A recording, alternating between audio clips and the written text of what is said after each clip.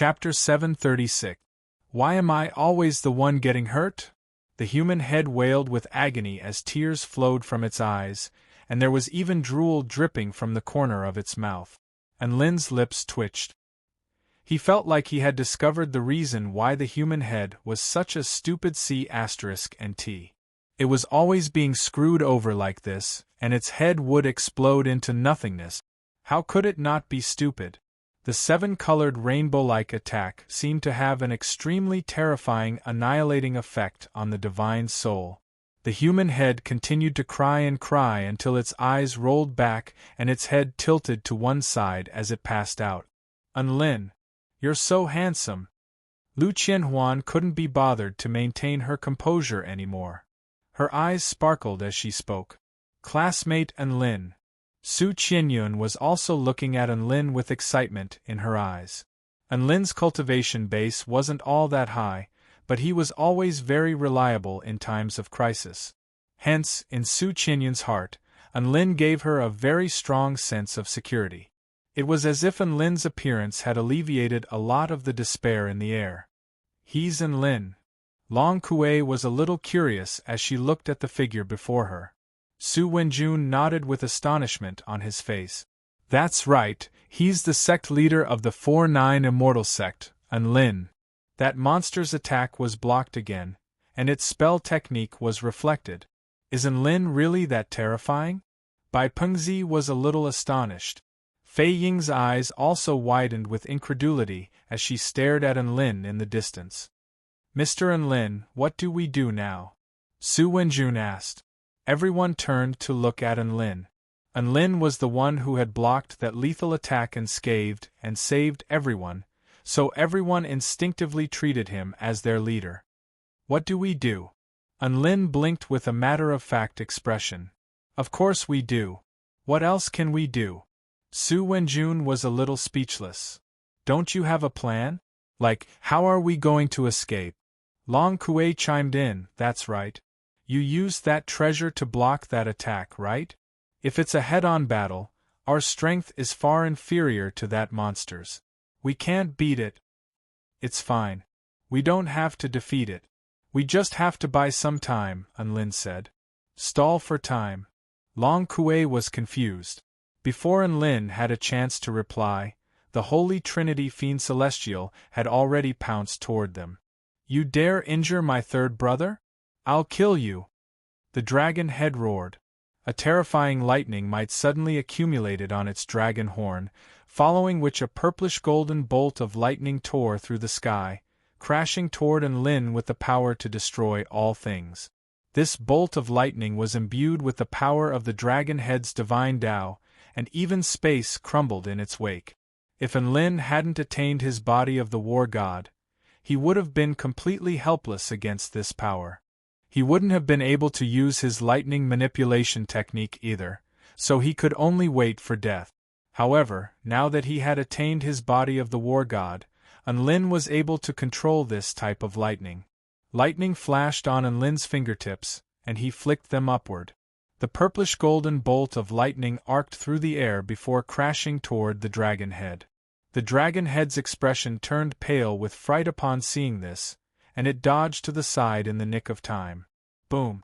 The purplish-golden bolt of lightning struck the human head's forehead, puncturing its glabella and charring its head black.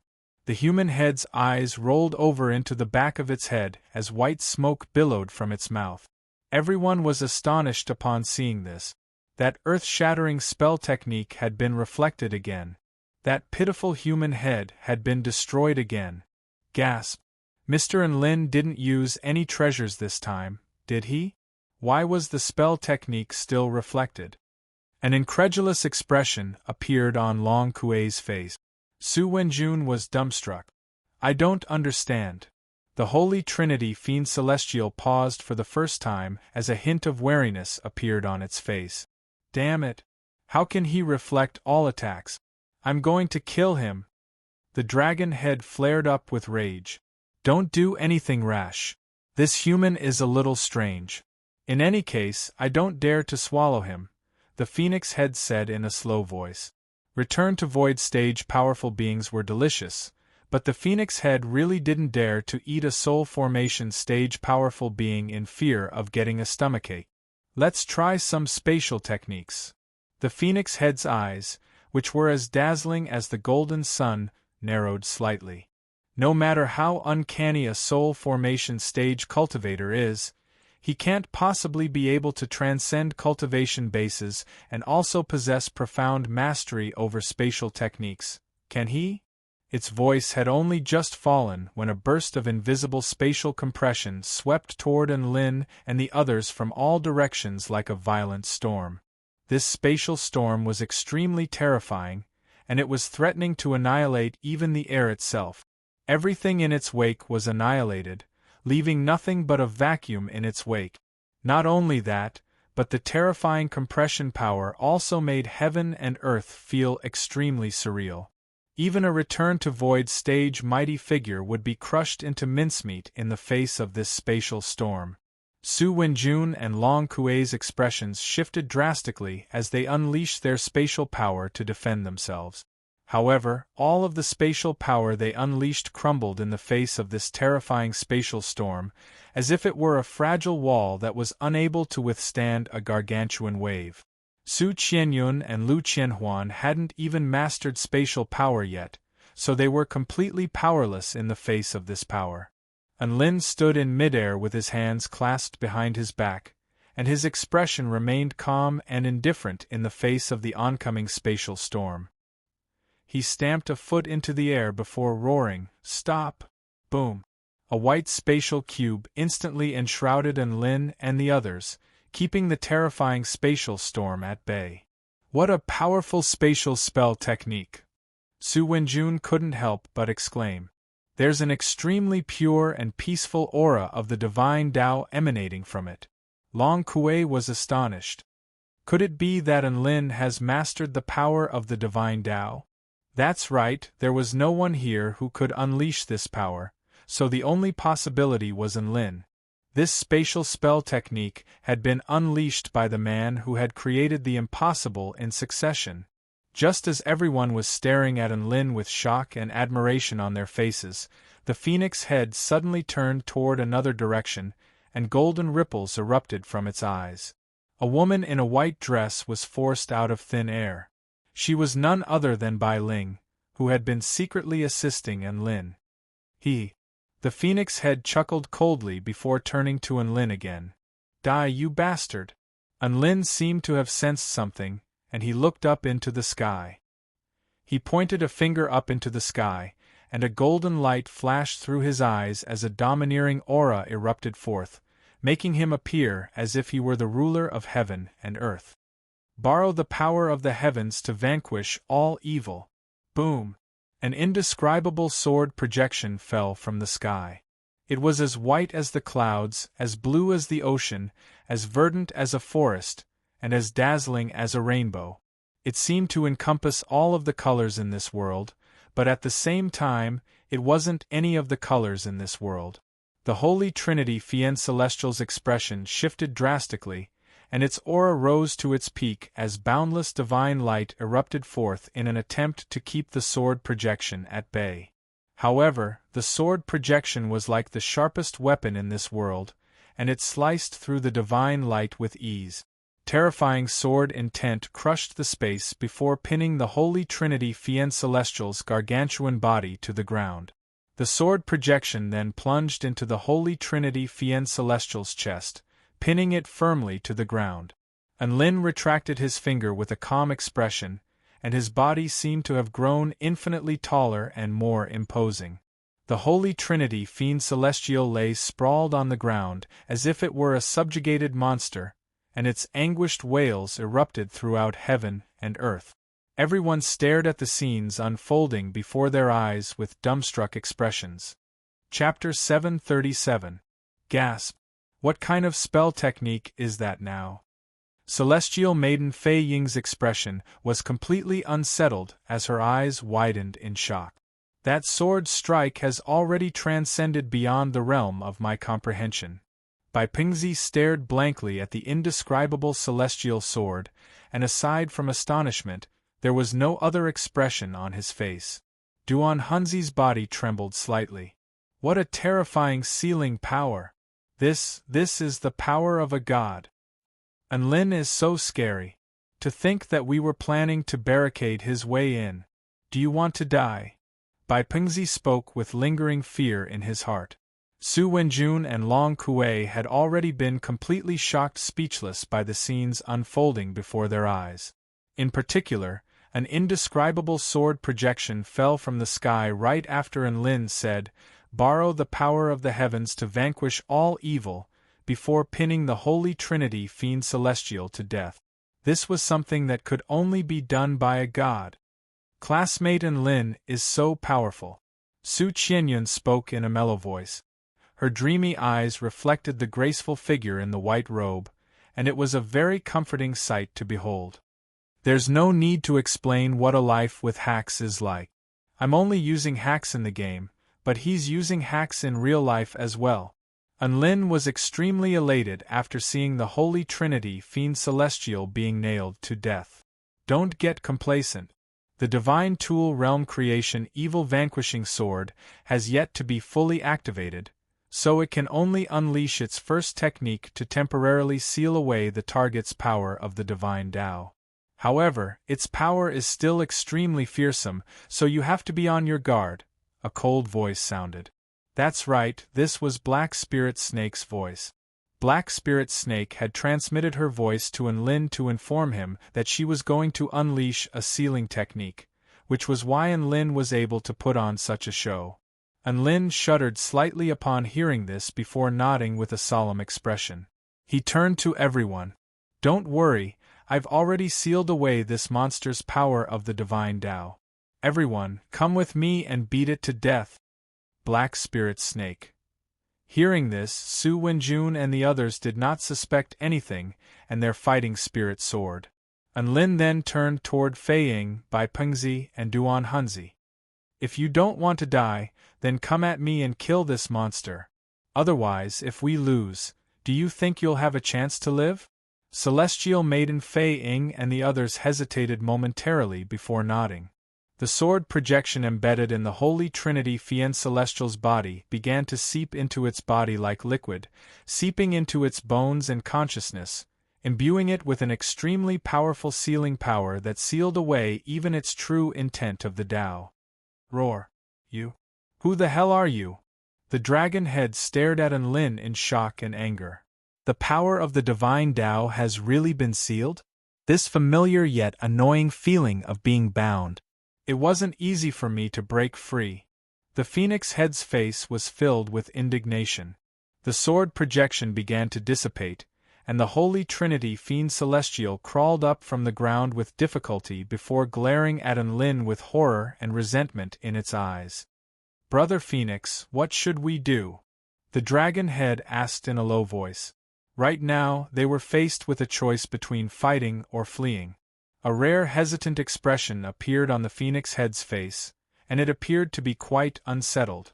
The soul formation stage human cultivator before them appeared to be a pushover. However, that human was able to turn the tables on them every single time, while they were the ones who were suffering the most, and now, their powers had been sealed. In all honesty, the phoenix head didn't want to waste any more time with that human cultivator. But fleeing? Who were they? They were the Holy Trinity Fiend Celestial, a mythological beast, a Tao integration stage true dragon, and a true god. Such a lofty and mighty being was forced to flee in the face of a bunch of soul formation stage and return to void stage cultivators? The phoenix head's breathing accelerated. I can't take this anymore. Me neither. The dragon head's voice was like thunder. Then let's do this. Boom. A terrifying aura erupted forth, and heaven and earth tremored violently. 2 of its 6 arms were covered in crimson feathers, and golden fireballs began to appear in their palms. It was as if 2 suns had appeared out of thin air, incinerating the entire space around them. 2 of its arms were covered in black dragon scales, and they were imbued with great destruction lightning. The lightning flashed and flashed erratically, emanating terrifying energy fluctuations. At that moment, the Holy Trinity Fiend Celestial was like a paramount god. Regardless of whether it was in terms of visual impact or energy fluctuations, everyone was struck by a sense of immense pressure. Crack! Boom! The phoenix head and dragon head were both charred black by the lightning. Everything had happened so abruptly that the Holy Trinity Fiend Celestial had no chance to evade. The lightning had erupted from the dragon head's palms. Everyone was dumbstruck again before the battle had even begun. In their eyes, the Holy Trinity Fiend Celestial had adopted a very bad *SS pose, holding the glorious world sun with both hands and controlling lightning with both hands. In the next instant, the lightning was hurled toward its own head. For some reason, all of their eyes were focused on the man in the flowing white robe. The man in the white robe was expressionless as he repressed the urge to laugh. "How dare you play with lightning in front of me? You sure have a bad memory." The phoenix head and dragon head were on the brink of tears. They had been struck again, and this time, it was their own power. "Big Brother Phoenix, this is King Evil. How about we run?"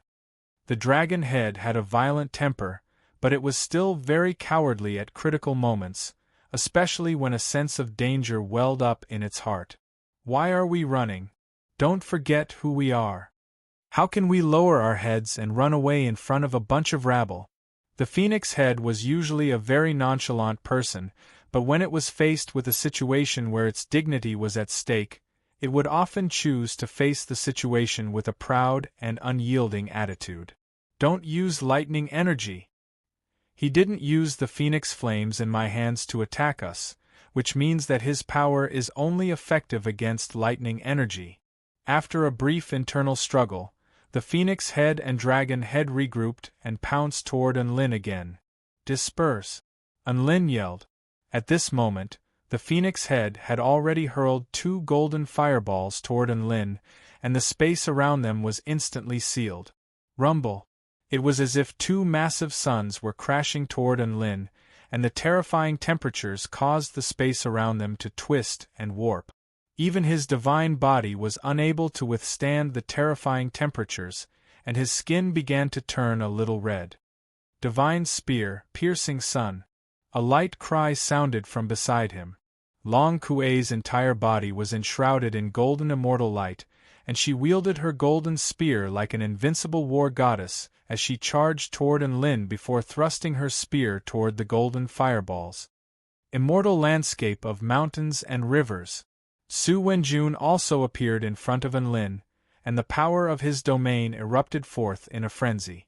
Countless rivers of the 9 heavens surged toward the golden flames, and a series of divine mountain projections appeared in the air before crashing down toward the golden flames with the vast power of the earth. The spear projection crashed into the fireballs with boundless sharpness, and the rivers of the 9 heavens also crashed into the divine mountains. Boom! In that instant, the light of the explosion enshrouded the heavens. Unlin's body was also blasted back by the terrifying shockwaves, but the smile on his face did not falter. The Holy Trinity Fiend Celestial has indeed become a lot weaker. Even a return to void stage mighty figure can keep its attack at bay. The Holy Trinity Fiend Celestial flared up with rage upon seeing that its attack had been blocked again, and it was just about to give chase again. At this moment, countless cherry blossoms suddenly fell from heaven and earth, and the pink petals transformed into blades that sliced through the air before slicing into the Holy Trinity Fiend Celestial's massive body. A massive comical face, several thousand feet in size, fell from the sky before crashing heavily into the Holy Trinity Fiend Celestial's head. "Ha ha ha, eat my death god's smile bomb." Boom! The comical face exploded, and a massive mushroom cloud rose up from the ground. Wind began to rise. A white blade projection sliced through the dust as by Pingxi's arms sliced through heaven and earth before crashing down upon the Holy Trinity Fiend Celestial's head. The 3 heads were extremely close, and the dragon head and phoenix head were both momentarily dazed by the return to void stage mighty figure's barrage of attack.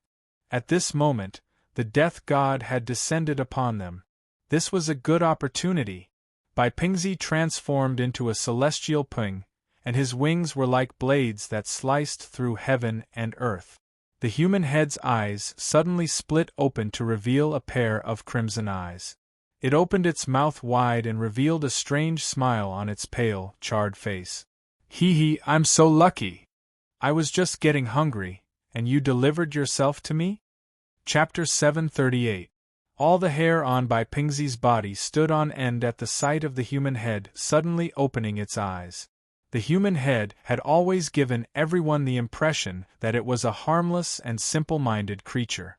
However, it was still able to open its eyes and reveal a sinister smile despite being so severely wounded. The sense of intimidation and terror it exuded was just as overwhelming. Regardless of whether everyone else was scared or not, Bai Pingzi had pissed his pants. He immediately did a 180-degree turn and fled. Huh? Don't run, I'm really hungry.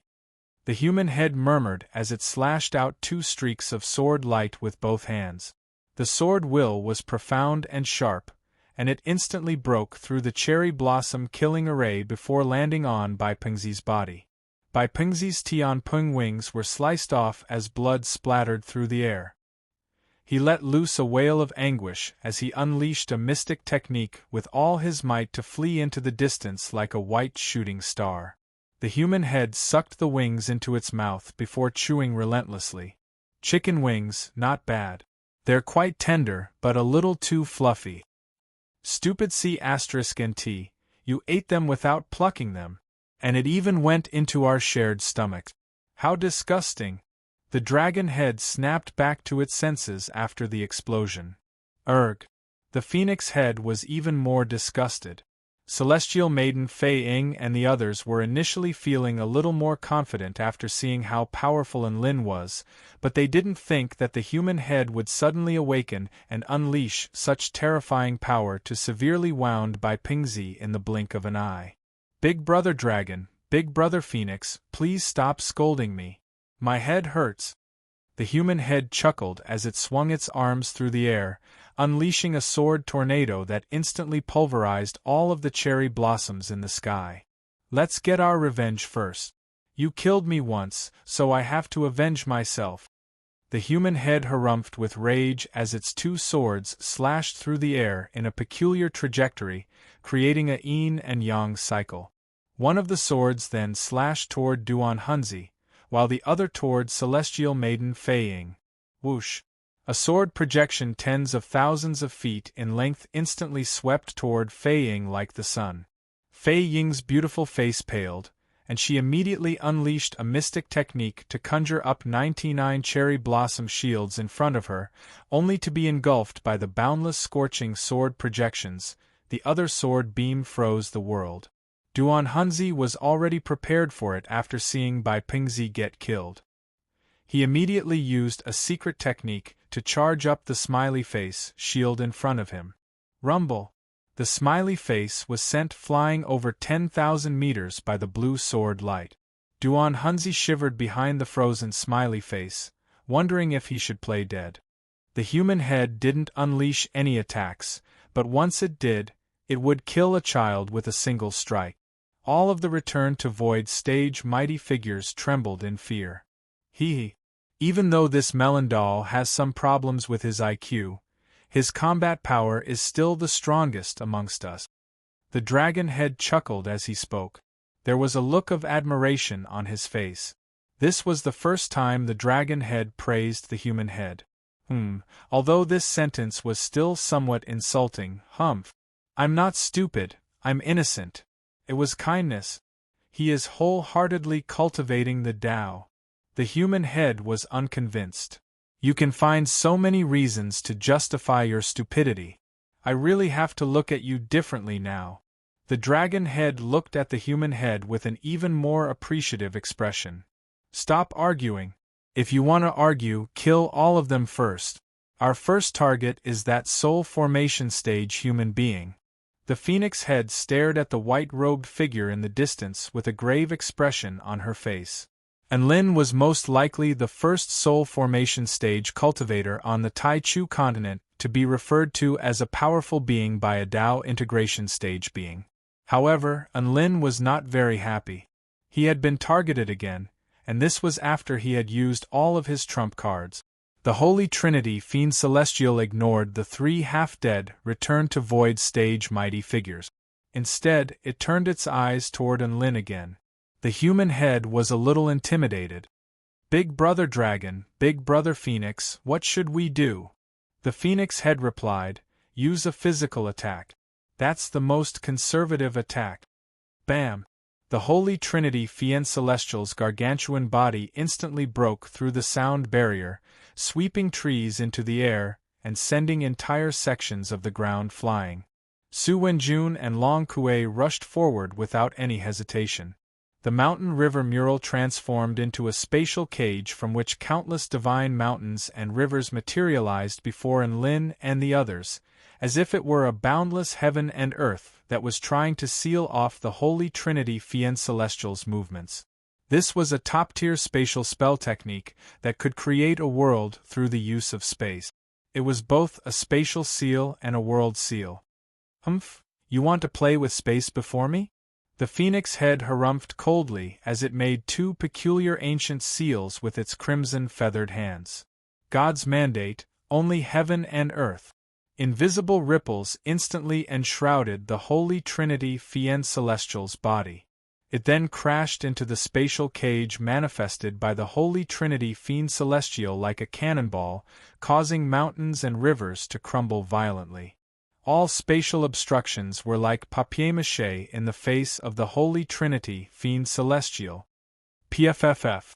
Su Wenjun seemed to have been severely wounded by the backlash, and he threw up a mouthful of blood.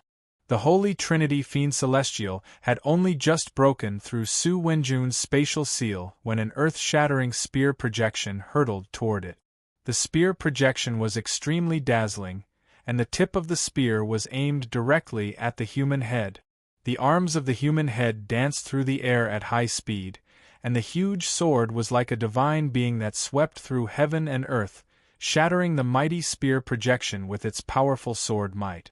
Not only that, but the long sword also curved through the air before stabbing toward Enlin at an even faster speed. Die! A bloodthirsty light flashed through the human head's crimson eyes as a monstrous crimson aura erupted from its two swords. Enlin stared at the two swords, and he felt as if he could hear the anguished wails of billions of living beings. A deranged, killing intent erupted from his body, and the entire sky was stained red by his sword. The entire space became viscous, as if it had been filled with blood.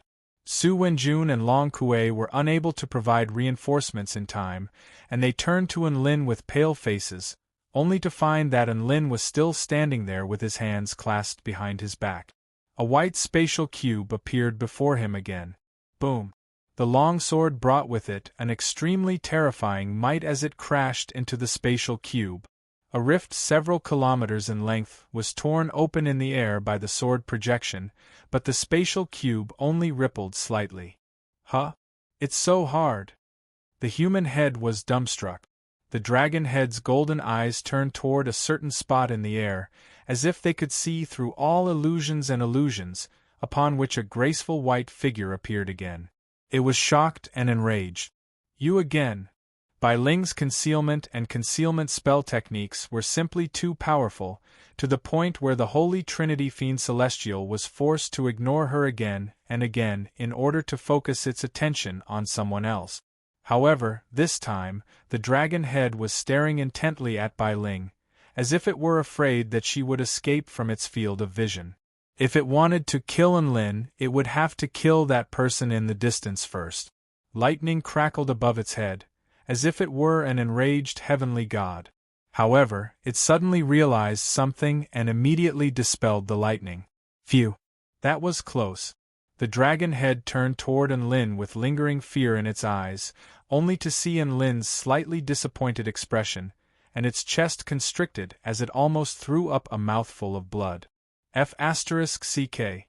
Its forte was playing with lightning, but who would have thought that there would be a cultivator who was even better at playing with lightning than it was? How far was he going to go? It could be said that he was going to be crushed. The dragon head was so frustrated that it didn't even have the courage to play with lightning in front of that cultivator anymore. How frustrating, how infuriating. Unlin, I'm going to kill you! The dragon head roared as the Holy Trinity Fiend Celestial pounced toward Unlin again. That's right, it had ignored Bai Ling again. Chapter 739. When the Holy Trinity Fiend Celestial pounced toward Unlin, Su Wenjun and Long Kuei sprang into action again. The Holy Trinity Fiend Celestial's attack was then nullified by the Holy Trinity Fiend Celestial again, upon which a white spatial barrier appeared to block the Holy Trinity Fiend Celestial's earth-shattering attack. The dragon head was greatly alarmed, and it turned toward a certain spot in the air to discover Bai Ling again. It let loose another torrent of abuse and prepared to attack. However, after thinking about it, it still felt like Unlin was the most detestable of all. Unlin, I'm going to kill you! The dragon head let loose an almighty roar before pouncing toward Unlin again along with the human head and phoenix head. Unlin was about to kneel down in awe of his power. He raised his head to look at Bai Ling, only to discover that a mischievous smile had appeared on her beautiful face. Was it because Bai Ling's sense of existence had been lowered, or was it because Unlin's sense of existence had been secretly increased? That was the question. Boom! An earth-shattering boom erupted as the human head's sword struck Unlin's spatial barrier again. Then, a new cycle began. It had to be said that this was a very effective method for stalling for time. It could make the enemy's emotions fluctuate violently and force them to spout a few more useless lines. After all, even Bai Ling wouldn't be able to keep up with the constant fighting and killing. Unlin had flown over 10,000 meters away from the Holy Trinity Fiend Celestial again. Wait, something's not right. The phoenix head suddenly exclaimed as it stared at the familiar scene before its eyes. That's right. It's so strange. Why can't we kill a soul formation stage cultivator after fighting him for so long? The human head's eyes were wide with astonishment.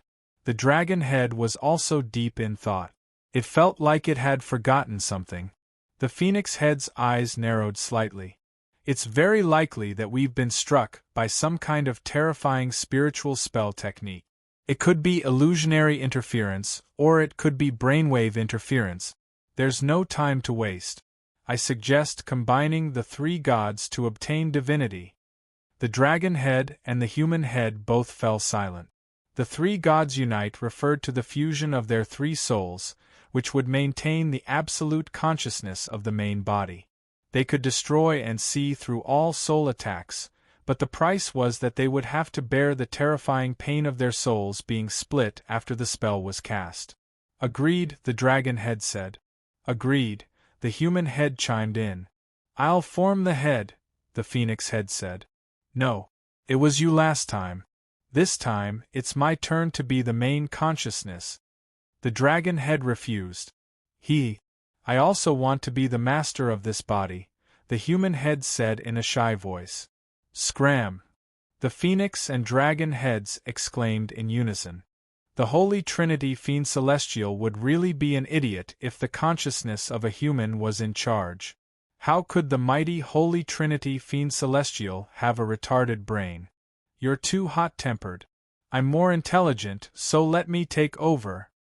The phoenix head was unwilling to relinquish its dominant position. Why? It's better to be violent in a fight. The dragon head was unwilling to give up. The two leaders argued endlessly. Unlin, Bai Ling, Su Wenjun, and Long Kuei took this opportunity to swallow some pills to recover their energy. They didn't know what the Holy Trinity Fiend Celestial was up to, but they were happy to let them continue their argument. After Bai Pingzi's wings were eaten, he reverted back to his human form, but his arms were missing. He hid in a forest and concealed his aura as he trembled uncontrollably. Celestial Maiden Fei Ying's beautiful dress had been burned into tatters, and there were a few burns all over her body. She changed her clothes and silently approached Enlin and the others. She was afraid that the Holy Trinity Fiend Celestial would suddenly change its target and try to swallow or return to Void Stage Cultivator. Wouldn't that spell certain death for her? The most dangerous place was the safest, and she chose to latch onto it. Taoist smiley face. Tui. After Duan Hunzi's smiley face was destroyed, he materialized another smiley face bomb, which he launched toward the golden barrier while no one was paying attention to him. The Holy Trinity Fiend Celestial's power of the Divine Tao had become weaker, so this trapping spell technique had to have become weaker as well, right? Perhaps he would be able to break through it? In any case, that was what he was thinking. He had to make use of every opportunity he had to escape. Boom! An earth-shattering explosion erupted on the golden barrier, which tremored slightly, but did not shatter. Duan Hunzi then discovered with despair that he had attracted the attention of the Holy Trinity, Fiend Celestial, Holy Mother of God. He immediately covered his body with a huge, smiley face bomb. From the perspective of the Holy Trinity Fiend Celestial, he could only see a gigantic smiley face. Anlin and Lu Qianhuan's lips twitched upon seeing this.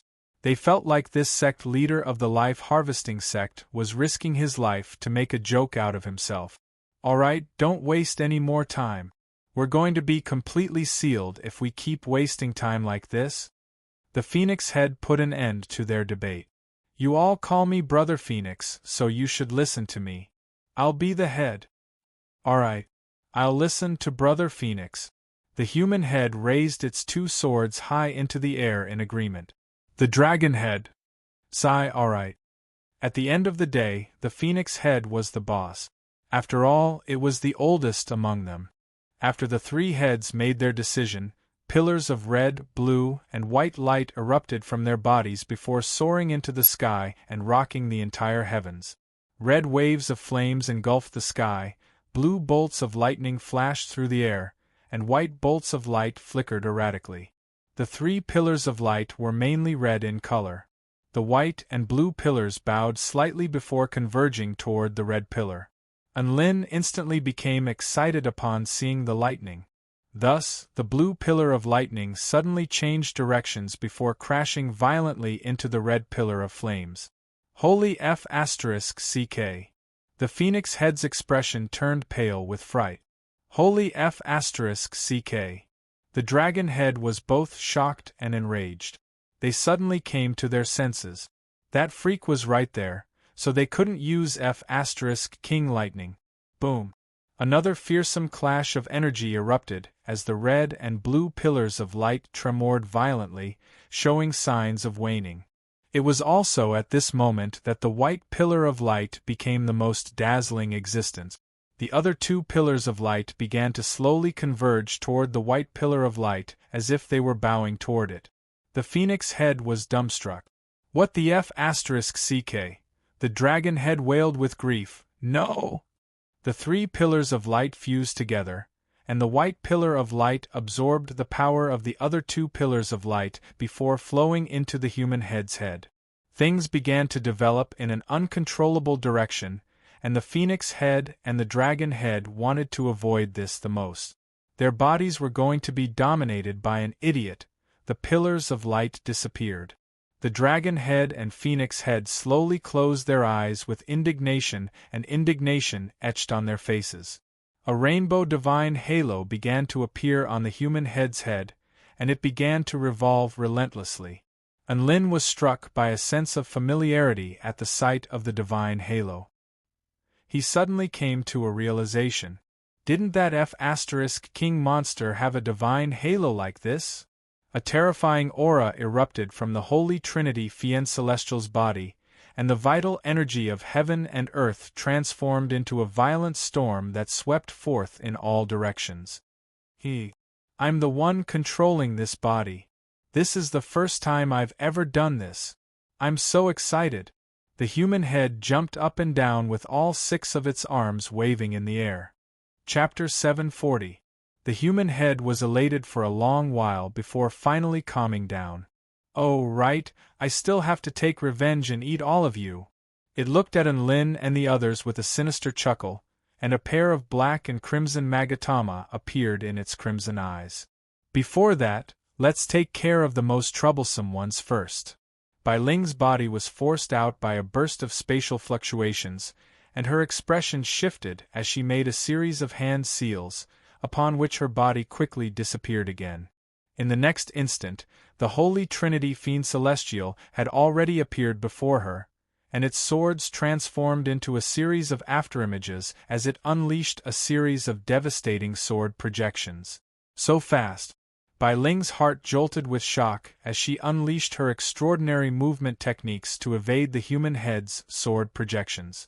Even though she wasn't a Dao integration stage super mighty figure, she was still a return to void final stage super mighty figure.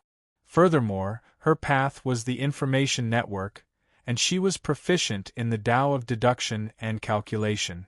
As such, she was able to evade the human head's attack, which could easily slice apart a return to void stage mighty figure with ease. Su Wenjun and Long Kuei rushed forward to provide reinforcements.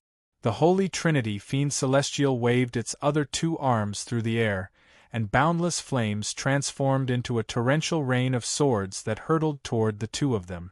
The dragon's scaled arms also extended toward Bai Ling at the same time, and countless white mist flying dragons and divine water flying dragons surged forth toward Bai Ling. The pressure on Bai Ling increased drastically, and she was soon forced into a disadvantageous position. Unlin was getting a little agitated upon seeing this, and he turned to the other side before yelling, "Why are you two still standing there like idiots? Come at me together. What's there to be afraid of? You're just a stupid C** and T monster. Where's your dignity as a return to void stage mighty figure? Hurry up and buy me some time. I'm going to prepare a super powerful sealing technique. I can't be interrupted during this process. If I'm killed, you two won't even have a chance to live." His words were finally able to inspire Fei Ying and Duan Hunzi. No one wanted to die. If there was a chance to live, then they naturally had to fight for it. Fei Ying and Duan Hunzi immediately made a series of hand seals and began to chant something after Enlin finished speaking. The power of Enlin's sword was still lingering in their minds. Now that Enlin was preparing a super powerful sealing technique, how weak would its power be? Fei Ying gritted her teeth as a determined expression appeared on her face. *CK it. We're pinning our hopes of getting out on him. Enlin is so powerful, there must be no problem with his spells. We can't let that monster interrupt him. Duan Hunzi made up his mind. The two of them looked at each other before also pouncing toward the Holy Trinity Fiend Celestial. As for Bai Pengzi, both of his arms had been eaten by the human head, so he was most afraid of the human head. It could be said that the human head's shadow was infinitely large, and it looked like he would rather die than be beaten to death. As for Enlin, he was still casually making hand seals and muttering 300 Tang poems. Fei Ying and Duan Hunzi's participation in the battle alleviated a lot of the pressure on Bai Ling. "I'm beating this woman. Why are you interfering? You're bullying me." The human head became more and more agitated as it fought. Not only did it have to attack Bai Ling, but it also had to defend against the attacks of the other four returned to void stage mighty figures. All of a sudden, it felt like even its 6 arms weren't enough. The human head's 6 arms flailed around in a slightly uncoordinated manner, and Bai Ling flashed past its head. Its eyes followed Bai Ling's movements, and its head tilted to the side as it accidentally fell backward onto its back. In that instant, the human head was bombarded by 5 return-to-void stage mighty figures one after the other. Countless cherry blossoms, a comical face, a nuclear bomb, a golden spear, a flying dragon, mountains and rivers crashed down, space twisted and exploded. The Holy Trinity Fiend Celestial lay on the ground as it was engulfed by countless terrifying spell technique. The earth within a radius of several dozen kilometers was pulverized by the devastating energy as the human head wailed in anguish. "Wah! Help me! It hurts!" Tears flowed down the human head's face as its crimson eyes suddenly began to revolve. It roared, "You're ganging up on me! You're ganging up on me! What kind of hero are you? If I had 1,000 arms, I wouldn't be scared of you." Whoosh! Boundless rainbow light suddenly erupted from the rainbow halo above the human head, obscuring all other colors between heaven and earth. Everyone was struck by a sense of dizziness, and they almost lost their minds. When everyone came to their senses, they were all dumbstruck by the sight of the Holy Trinity Fiend Celestial standing up again. Countless arms appeared behind the Holy Trinity Fiend Celestial. These arms were like the feathers of a peacock, and they formed a semicircle behind its back, each of which was imbued with the power of a type of divine ability. There were all types of sword and saber divine abilities that could shatter space and shock heaven and earth. There were all types of bloodthirsty divine abilities, as well as sinister soul power divine abilities. This is fake, right? Duan Hunzi's legs had given out from under him, and his teeth were chattering uncontrollably. Before them, the Holy Trinity Fiend Celestial had manifested over 1,000 arms, all of which were imbued with an earth-shattering divine ability. Anlin had completely given up on reciting the Tang Dynasty poems. He almost knelt down in fear upon seeing this. If 1,000 F*King spell techniques were unleashed at the same time, the entire earth would be blasted apart. He silently pulled out his chaotic alloy brick and positioned it in front of him.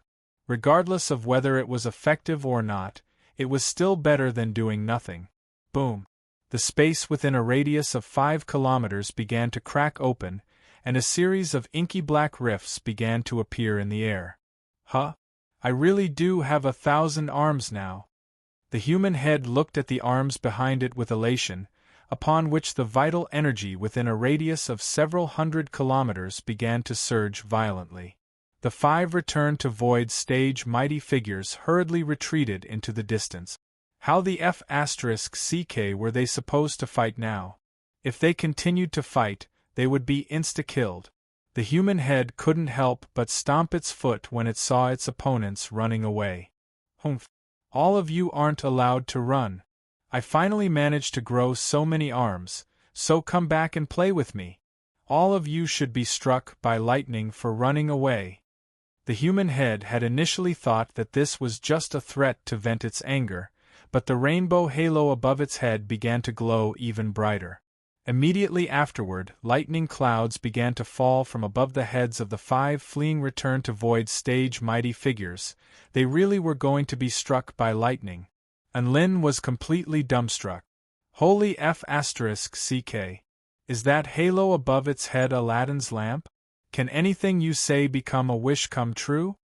The 5 return-to-void stage mighty figures were also dumbstruck, and they all abandoned their escape techniques in order to defend themselves from the lightning falling from the sky. Right after they stopped running, the lightning in the sky began to disappear again. All the return-to-void stage mighty figures. Bai Ling spoke with a grave expression. This is the first time that the Holy Trinity Fiend Celestial's consciousness has been combined as one with the human head. Combined with the pure and unpredictable pillar of light from before, its power should be similar to the power of absolute command. It possesses a portion of the power to make words come true. Verbal compliance? Anlin's heart jolted with shock. This was a power similar to the power of laws. Even among the Tao integration stage mighty figures, no one knew how to use such a power, but that stupid C*T knew how to use it? Could it be that the more stupid a person was, the more resolute their Tao heart would be, and the more profound and terrifying their domain would be? The more stupid a person was, the more terrifying a person was? Just as everyone was in shock and horror, the Holy Trinity Fiend Celestial sprang into action again. Let me see just how powerful all 10 of my arms are. Its 10 arms began to dance through the air as it spoke, and spell techniques and divine abilities hurtled towards Su Wenjun and the others. Boom, boom, boom, terrifying energy engulfed heaven and earth within a radius of close to 10 kilometers. Anlin, who was silently watching from the sidelines, was also sent flying by the terrifying force of the explosion. Chapter 741. The power unleashed by the 10 arms was comparable to the power unleashed by 10 normal return to void stage mighty figures. Bai Ling, Su Wenjun, Long Kuei, Fei Ying, and Duan Hunzi fought with all their might and were finally able to keep the monstrous attack at bay. However, their expressions were extremely grim, as that was only the power of 10 arms. They were already struggling to keep the power of 10 arms at bay, so what would it be like if 1,000 arms attacked at once? Everyone was going to be blasted into nothingness. There were 4 figures standing cautiously at the edge of a certain golden barrier in fear of being discovered by the fiend celestial. Gasp. Is that stupid C***NT using hacks? If all of them were to come crashing down, we'd be screwed no matter how far we run, right? Lu Qianhuan was a little concerned. Should we unleash some defensive spell techniques in advance? Su Qianyun asked in a quiet voice, as if she were a frightened kitten who was afraid of alerting the stupid C***NT in the distance. Dongguo stood at the very front with a graceful expression. Don't worry, Princess Yunlo. With me here, you won't be harmed in the slightest. A rare expression of haughtiness appeared on Su Qianyun's face. That sounds so familiar. Dongguo's lips twitched with an awkward expression. Don't worry, Dongguo is Big Brother An's underling now. If he doesn't protect you, Big Brother An will eat him alive. Woof. Dabai chimed in. Dongguo clasped a hand over his chest upon hearing this. This kind of heart-wrenching and critical words made him completely lose the mood to speak. He could only stand guard at the forefront, cursing in his heart that a dog's mouth could not spit out ivory. The Holy Trinity Fiend Celestial reappeared in the extremely far distance. The human head chuckled as it looked at the 5 return-to-void stage mighty figures several kilometers away. You guys sure are impressive to be able to keep my 10 arms at bay. Now, have a taste of 10-fold power. Bai Ling, Su Wenjun, and the others all prepared to defend themselves against the spell techniques with solemn expressions. They had no choice. They were trapped here, and they couldn't run away. As such, they could only defend themselves against these spell techniques that struck fear into their hearts. This time, it's the strength of 100 arms. I wonder if I can withstand it. Su Wenjun smiled bitterly. Is Enlin's sealing technique not done yet? Celestial Maiden Fei Ying turned toward Enlin to discover that Enlin was hiding behind a black brick, trembling uncontrollably. Celestial Maiden Fei Ying's face was deathly pale. Didn't you say you were going to prepare the sealing spell and let us stall for time? You're just going to stay on a brick. Duan Hunzi and Su Wenjun also noticed that Enlin was behaving strangely, and their faces paled even more. Don't worry, let's stop this 100 arms strength first. Perhaps we'll be able to turn things around later. Long Kuei was still full of battle intent, and she was trying to boost everyone's morale. They had no other choice but to prepare their spells again, hoping that they could block the power that was 10 times stronger than before. The Holy Trinity Fiend Celestial's arms began to move as the human head yelled with excitement. Witness this. It's 10 times stronger than before, the strength of 1,000 arms. All 1,000 of its arms began to move in unison, and 1,000 earth-shattering divine abilities began to gather power as terrifying enough to collapse the entire sky swept forth in all directions. Space was already beginning to crumble before the attacks had even been unleashed. Bai Ling, Su Wenjun, Long Kuei, Fei Ying, and Duan Hunzi were all dumbstruck. Did I hear it wrong? Shouldn't it be the strength of 100 arms? Fei Ying's eyes widened with shock. It said it was 10 times stronger than 10 arms, so theoretically speaking, it should be 100 arms, Su Wenjun murmured. It's a pity that it's an idiot. Bai Ling hit the nail on the head. Everyone. So this King Dumb C***T just unleashed the strength of 1,000 arms? Duan Hunzi panted heavily, and he looked like he was about to throw up a mouthful of blood. 10 times 10 equals 1,000? As expected of the human head. We're screwed. Even Long Kuei, who had been encouraging everyone this entire time, was struck by extreme despair as she stared at the terrifying spell techniques hurtling toward her. And Lin, who was hiding behind the black brick, immediately retreated as quickly as he could while keeping the black brick at bay. This human head was planning on using the strength of 100 arms to unleash the strength of 1,000 arms. If the strength of 100 arms became the strength of 1,000 arms, wouldn't that be scary? Were they touched? This time, the Holy Trinity Fiend Celestial's actions had everyone dumbstruck. 1,000 return to void stage spell techniques converged, and just their light alone illuminated the entire mystic realm. Everyone felt like the entire world would be destroyed if all of these spell techniques were to fall upon them. However, right at this moment, something unexpected happened again. A series of crimson lines suddenly began to appear on the Holy Trinity Fiend Celestial's body.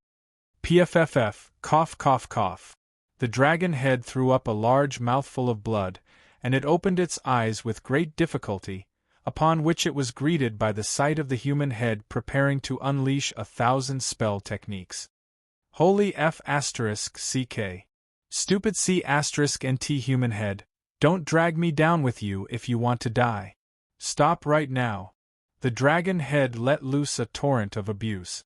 The phoenix head also threw up a large mouthful of blood as it opened its feeble eyes.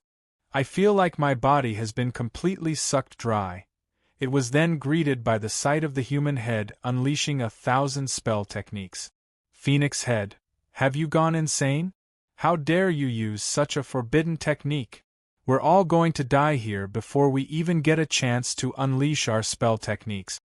I'll give you 3 seconds to stop your spell techniques right now. The phoenix head was almost roaring at the top of its lungs. The human head didn't dare to act rashly now that its 2 big brothers had spoken. The light from the spell techniques on its 1,000 arms began to disappear. Not only that, but the 1,000 arms also began to crumble. The Holy Trinity Fiend Celestial's legs gave out from under it, and it fell to the ground. Boom! A massive crater was blasted into the ground. What? Why can't I use any strength at all? The human head wailed. Stupid C***nt. If I had woken up any later, all 3 of us would have died here. The dragon head became more and more enraged as it spoke, and its flesh crawled with fear. Allowing this B**** to be the main consciousness was our biggest mistake. The phoenix head concluded. It was also at this moment that the rainbow halo above the human head's head began to crumble, and its aura quickly diminished.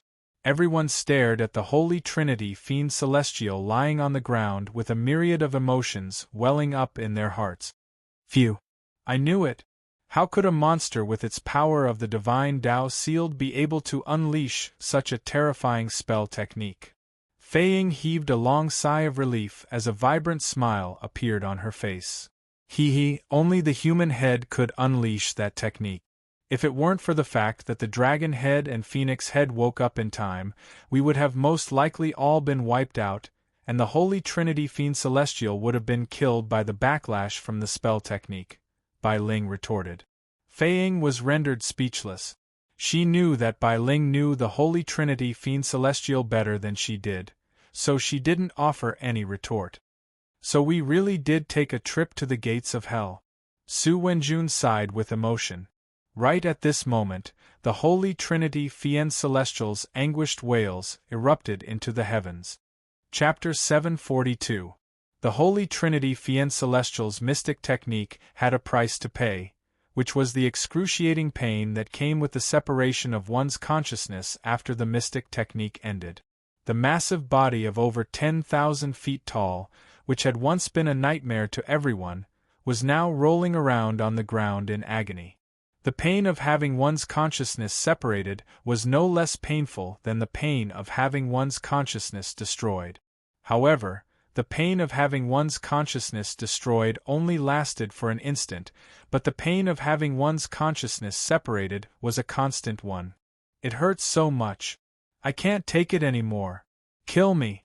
The human head howled with agony, and its face twisted as it stabbed its huge swords toward its own chest in an attempt to commit suicide. The 2 swords fell, only to be intercepted by a pair of dragon hands and a pair of phoenix hands. Stupid C*NT, don't drag us down with you if you want to die. The dragon head roared. The phoenix head glared at the human head with killing intent. I'll give you 1 second to repent. That's enough, your time is up, and your repentance has no effect. Die. Boom, boom, boom, boom. 4 massive fists crashed down upon the human head's head like a series of heavy bombs, sweeping up gale-force winds in a radius of over 50 kilometers. Su Wenjun and the others stared at the scenes unfolding before their eyes with incredulity on their faces. In their eyes, it was as if the Holy Trinity Fiend Celestial had raised its 4 arms and swung its fists relentlessly toward its own head. It was as if it were trying to crush itself to death, and it was a very unsettling sight to behold. Is it trying to kill itself? Su Qianyun stared at the scenes unfolding before her with incredulity.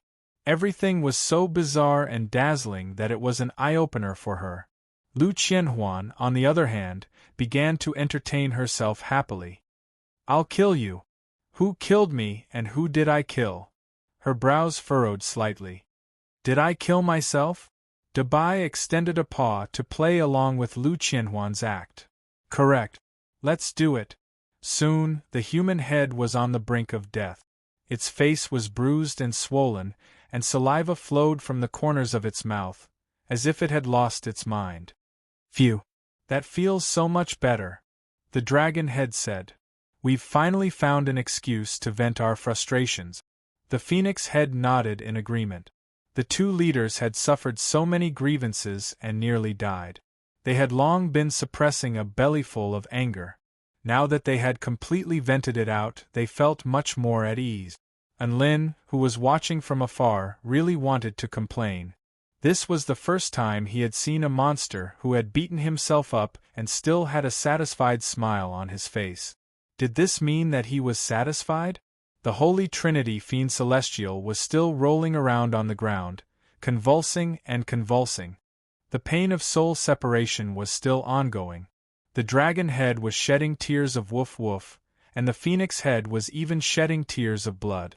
However, there were no more idiots yelling at the top of their lungs that they wanted to commit suicide. I feel like knocking that thing unconscious is letting it off easy. Look at how soundly it's sleeping. The dragon head wailed in anguish. I can't accept this. Let's beat it awake. A cold light flashed through the phoenix head's eyes. 4 fists the size of small mountains once again fell on the head of the human head. Boom, boom, boom, boom. All of the mighty figures looked on at the Holy Trinity Fiend Celestial rolling around on the ground in pain, while inflicting self-mutilation upon themselves. All of them were struck by a sense of eeriness, but they were also quite elated. Let's attack this monster together while it's weakened. Battle intent surged from Long Kuei's body as she wielded her spear. In the end, no one responded. All of them looked on from the sidelines. Fei Ying rolled her eyes at Long Kuei. That monster was clearly enraged right now, and even though she had a chance to beat it up while it was down, once it recovered its power, it would definitely be the first one to die. Bai Ling didn't reply. She looked up into the sky from time to time, and no one knew what she was looking at. Enlin. Mr. Enlin, how's the sealing technique coming along? A gentle, seductive voice sounded. Enlin had already put away his chaotic alloy brick, and he was making hand seals with a serious expression while chanting something. He shot a glance at Celestial Maiden Fei Ying, who was transmitting her voice to him, but he didn't say anything. Instead, he continued to recite the bright moonlight in front of his bed, as if to say, "Don't disturb me while I'm unleashing my sealing technique." Celestial Maiden Fei Ying's heart finally calmed down a little upon seeing Enlin like this. However, Enlin was still quite unsettled.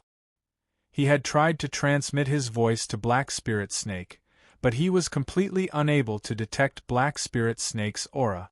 It had already been so long since the first sealing technique was unleashed, and he had risked his life several times already, but there was still no response from the higher-ups. It was a lie to say that he wasn't panicking. However, there was nothing he could do. All he could do was worry. The only thing he could do was recite a poem from time to time and make a few hand seals that even he didn't understand in order to calm everyone down. We can't wait any longer. We have to make the most of this opportunity. Long Kuei's golden spear trembled uncontrollably as her aura soared to the very peak. Golden immortal light shimmered on the tip of her spear. However, it was also at this moment that a slender hand pressed down on Long Kuei's shoulder. Long Kuei's expression faltered as she turned to look at the woman beside her. A relaxed smile appeared on the woman's face. "Don't worry, let's wait a little longer." "What are we waiting for? Are we waiting for Enlin to unleash his sealing technique?" Long Kuei's brows furrowed. She knew that Enlin was extremely powerful, but his previous unreliable actions made her feel very uneasy.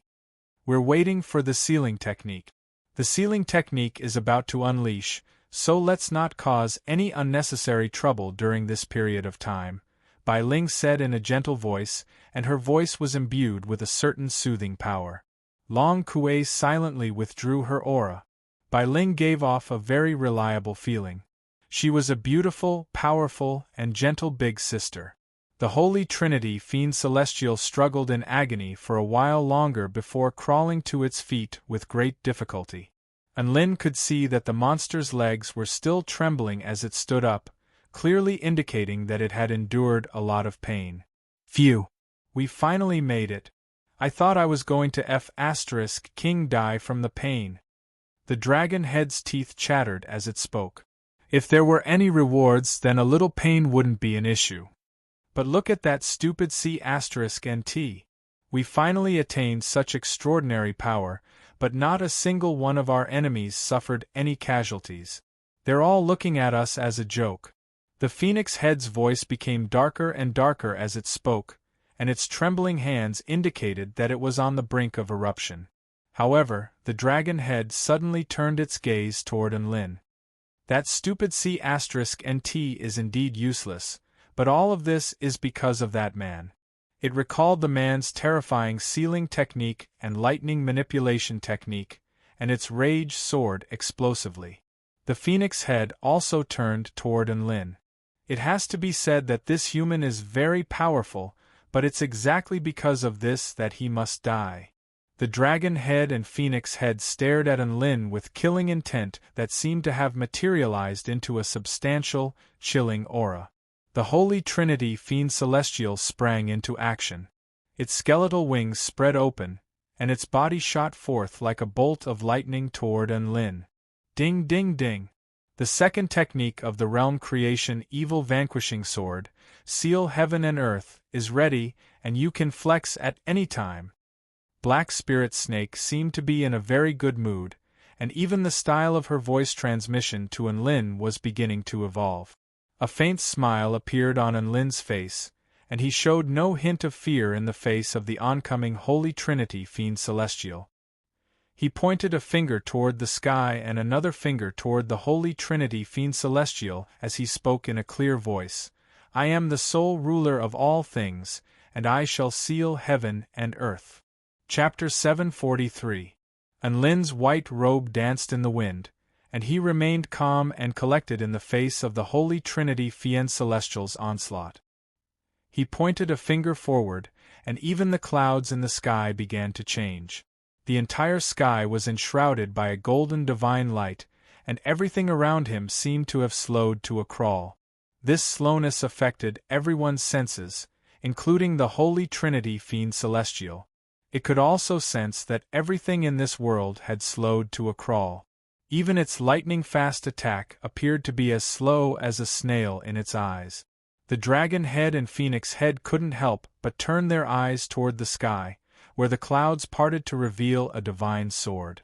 The divine sword glowed with a dazzling light, and a series of extremely thin chains wound themselves around the blade of the sword like golden stars, making it impossible for anyone to see what the sword looked like. Whoosh! The ringing of the sword reverberated throughout the entire world. To a normal person, this sound was like the heavenly music of an immortal, but to the Holy Trinity Fiend Celestial, it was struck by an extremely terrifying sense of horror. It howled and covered its ears as it half knelt to the ground. When it raised its head again, it discovered that the divine sword had already connected heaven and earth. The hilt of the sword was the heavens, and the blade was the earth, suppressing all evil. Boom! A boundless, inexhaustible power of suppression surged forth from heaven and earth toward the Holy Trinity Fiend Celestial. A series of golden chains began to bind their bodies, and a power imbued with the power of the heavenly gods of this world pierced through the Holy Trinity Fiend Celestial's chest, sealing away all of their powers. The dragon head and phoenix head's anguished cries became softer and softer, and their consciousness became more and more blurry. A pair of crimson eyes suddenly opened and looked up into the sky. The human head came to its senses, and it looked up at the divine sword in the sky as its mouth gaped open in shock and horror. Ah! How terrifying! What the hell is this? Big Brother Dragon, Big Brother Phoenix, save me! No one responded to its cries for help. The only response it received was a golden sword projection imbued with paramount power. The golden sword projection pierced through the human head's head and merged into its body. The human head's eyes rolled over into the back of its head, and it finally fell unconscious. Another burst of green light imbued with the power of heaven and earth enshrouded the Holy Trinity Fiend Celestial's body, binding it as if it were a green cocoon. The divine sword disappeared, and everything returned to normal. At this moment, only the white-robed man became incomparably dazzling. Everyone turned to look at the man. It was hard to tell what kind of emotion they were feeling, but one thing was for sure, and that was admiration. This technique should only exist in the heavens. Fellow Taoist Enlin is truly a celestial being. Su Wenjun exclaimed. This is Enlin? I used to think that the legends about him were exaggerated, but now that I look at it, it's clearly too conservative. Long Kuei was rarely convinced by men, but on this occasion, she was truly impressed by the man standing in the distance. Celestial Maiden Fei Ying wore a loving expression on her face. He's fearless even if Mount Tai collapses before him, and he can topple heaven and earth with a flick of his finger. A man like this makes me feel so safe. Bai Ling opened her mouth to compliment this flexing addict, but she discovered that she was too shy and couldn't bring herself to do so. Enlin clasped his hands behind his back and pondered on how to leave. At this moment, another voice entered his ears. Ding ding ding. The third technique of the realm creation evil vanquishing sword, Divine Fall, is ready and you can flex at any time. Black Spirit Snake's joyful voice sounded. Enlin blinked with confusion upon hearing this. What did Divine Fall mean? He didn't even know what to say after hearing the name of the technique. However, he couldn't contact Black Spirit Snake, so he could only brace himself for now. He pointed a finger at the Holy Trinity Fiend Celestial. I still have another sword technique, which is known as Divine Fall. However, if you provoke me, even a god will fall to my sword. Everyone's expression shifted slightly upon hearing this. He still had another technique. Bai Ling's expression shifted slightly as she looked up at Enlin and the sky with a perplexed expression. Whoosh! A golden divine sword fell from the sky, parting the entire space.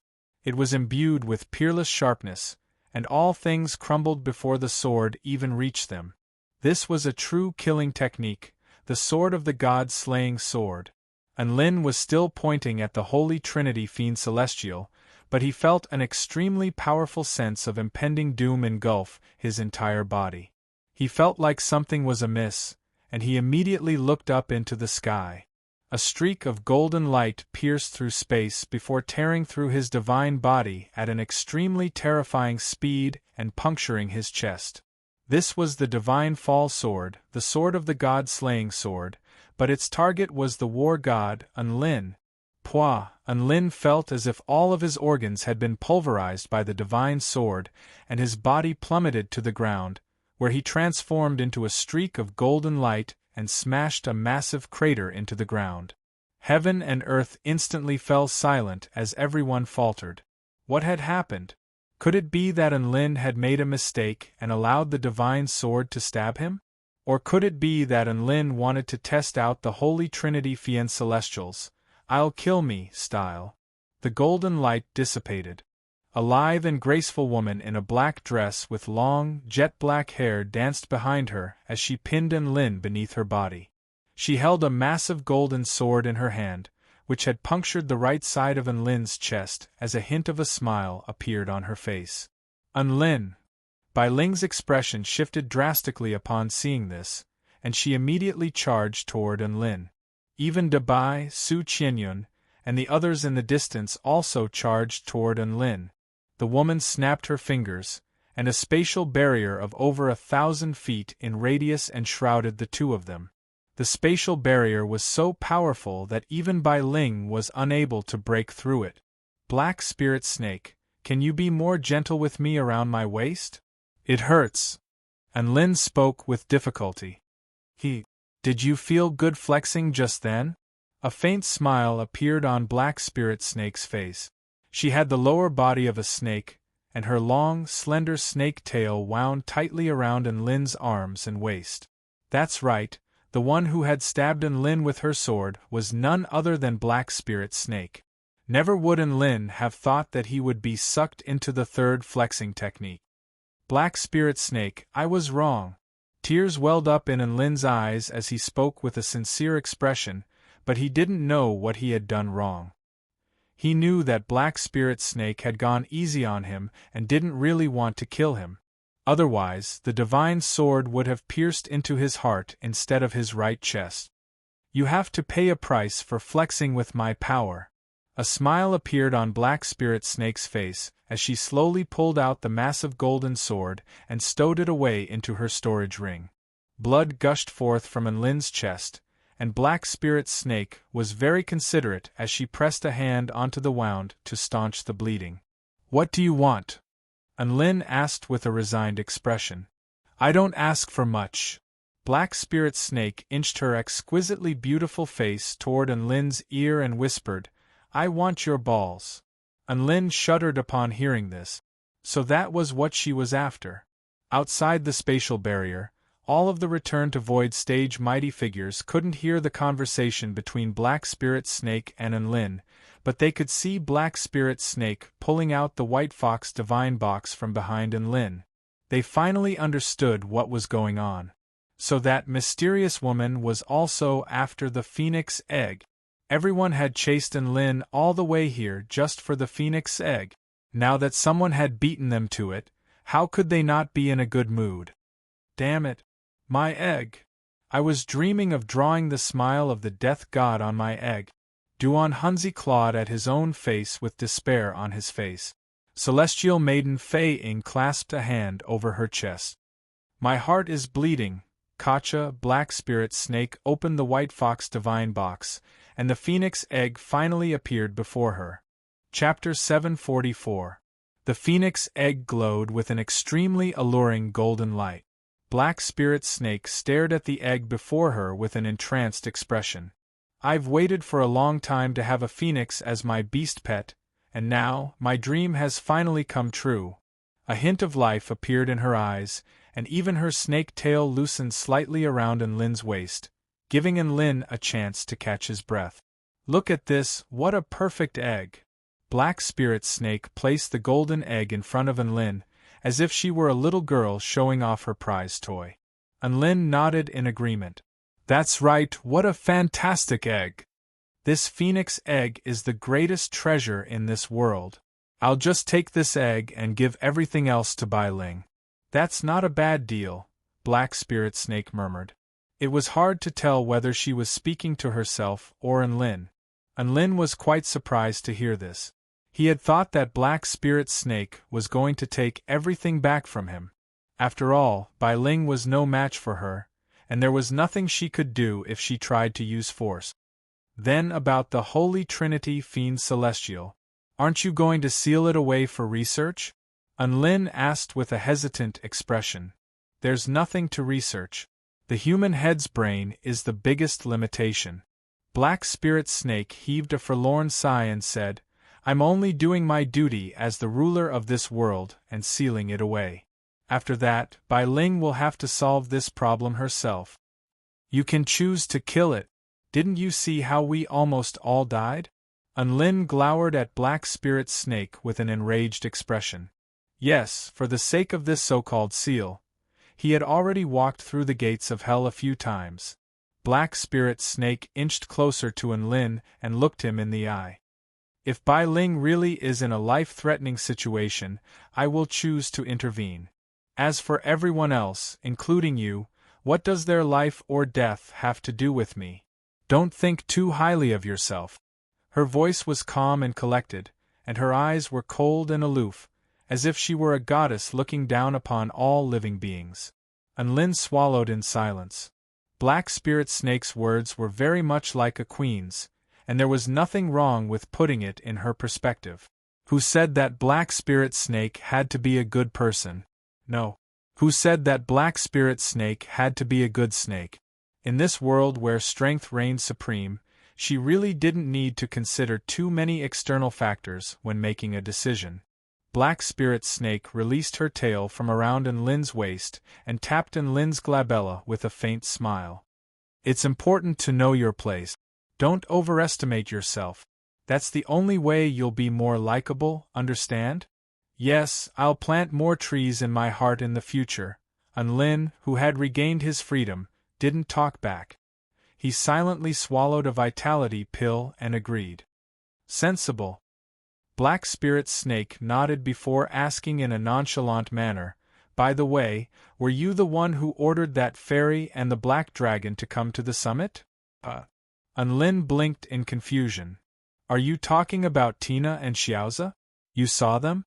Where are they? The black dragon stared intently at Unlin's face, but he didn't seem to be lying, so he could only reply, Don't worry. You can introduce them to me if you have the chance in the future. I'm quite interested in them, hee Unlin. Unlin swore in his heart that he would never introduce them to Black Spirit Snake. It was quite clear that they had some kind of bad blood between them. What he didn't know was that he was already responsible for the trouble that Xiaoza and Tina had caused. Black Spirit Snake's inexplicable sword strike was her way of venting her anger at the summit of the mountain. Black Spirit Snake turned toward the Holy Trinity Fiend Celestial, who was enshrouded in a ball of green light, and she waved a hand through the air, upon which a burst of boundless power carried the Holy Trinity Fiend Celestial toward the center of the crumbling mountain. Heed my command, heavenly net rotation. She formed a strange seal with both hands, and then the wind and clouds surged. The collapsed mountain was actually guided by a majestic force, slowly floating into the sky, and then fusing together. In less than a minute, a massive mountain that stretched as far as the eye could see appeared before everyone's eyes. It was lush with greenery, and it was as if the crumbling mountain was nothing more than an illusion. All of the Return to Void stage mighty figures drew a sharp intake of breath as they stared at the scenes unfolding before their eyes in astonishment. Reversing and restoring was far more difficult than destroying. To be able to completely restore a disintegrating mountain in such a short period of time, only a godlike figure could do this, right? It was exactly because of this that everyone was looking at Black Spirit Snake with awe and veneration in their eyes. In contrast, Unlin was quite calm and collected as he had witnessed the creation of worlds and the evolution of worlds with his own eyes. As such, this was nothing in his eyes. Aside from that, Black Spirit Snake's abilities were also very different from Tina's. Black Spirit Snake's so-called Lord of the World was most likely someone who could fuse their power into the world to resonate with heaven and earth, thereby borrowing the power of heaven and earth to carry out a series of actions. This type of authority could be transferred. As for Tina's Lord of the World, she had already reached the point where she was the world. The authority of the Divine Mirror World had already completely fused with Tina's body, so it couldn't be transferred. She could directly exercise the authority of the world instead of borrowing the power of the world. It was exactly because of this that the possibilities of her creation were far greater than the world she was currently in. And Lin felt like Tina's Lord of the World was the true Lord of the world. She had already reached the level of, I'm invincible in my world. A satisfied smile appeared on Black Spirit Snake's face before she tossed the black ball toward Bai Ling. I, Black Spirit Snake, am a woman of my word. I'm handing over the authority of this world to you. She deactivated the spatial barrier, and was just about to leave with the phoenix egg in her arms when she thought about it. It seemed like dripping a drop of her blood here to make the phoenix egg acknowledge her as its owner was not a bad idea. So many people had come for this phoenix egg. After that, she would officially establish her relationship with the phoenix egg in front of everyone. Just the thought of it made her feel extremely excited and exhilarated. With this in mind, Black Spirit Snake decided not to leave. Instead, she placed the phoenix egg onto the ground with a joyful expression. Let's make the phoenix egg acknowledge an owner before we leave. Celestial Maiden Fei Ying, Duan Hunzi, and the others all felt a stabbing pain in their hearts upon hearing this. What the f***ck? Not only was she taking away the treasure in front of everyone, but she was also going to make love to everyone and inflict secondary damage on them. Was she doing this on purpose? She definitely was doing this on purpose.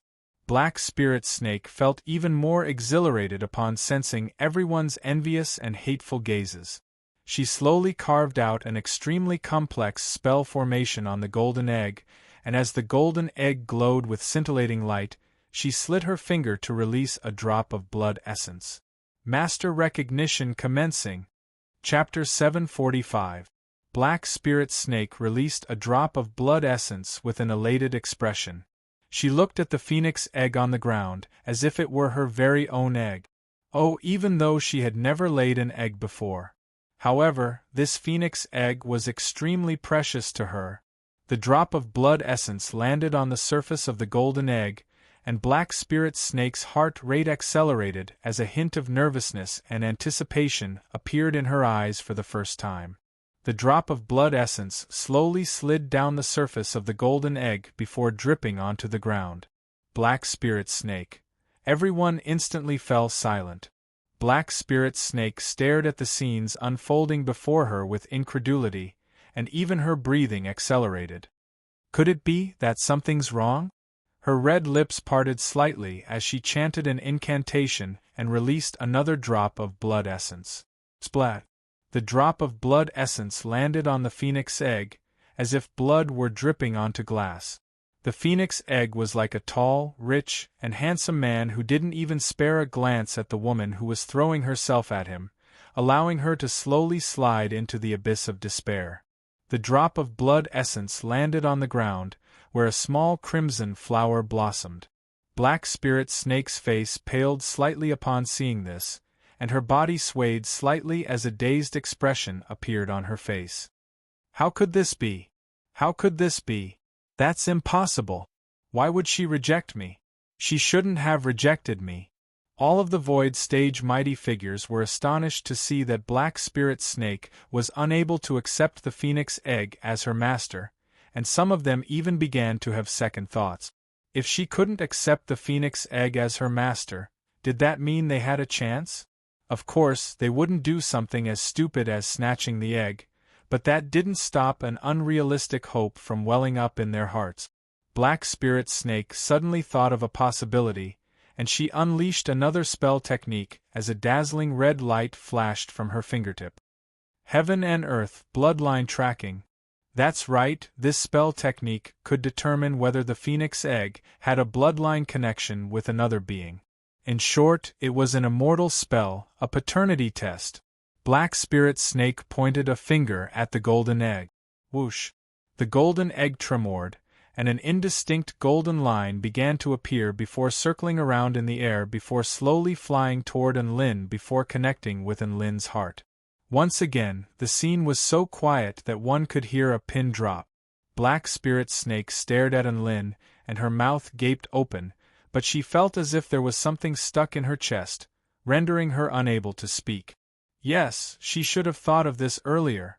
Enlin and Bai Ling had been together for so long, and with Bai Ling's personality, How could she not encourage him to let the phoenix egg recognize him as its master first?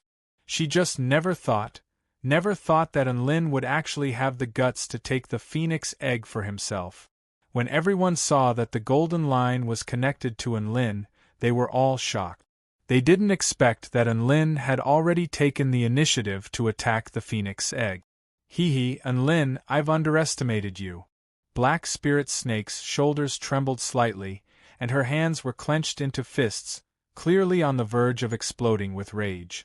That's right, she had spent a lot of effort in this world, and one of the highlights was the phoenix egg.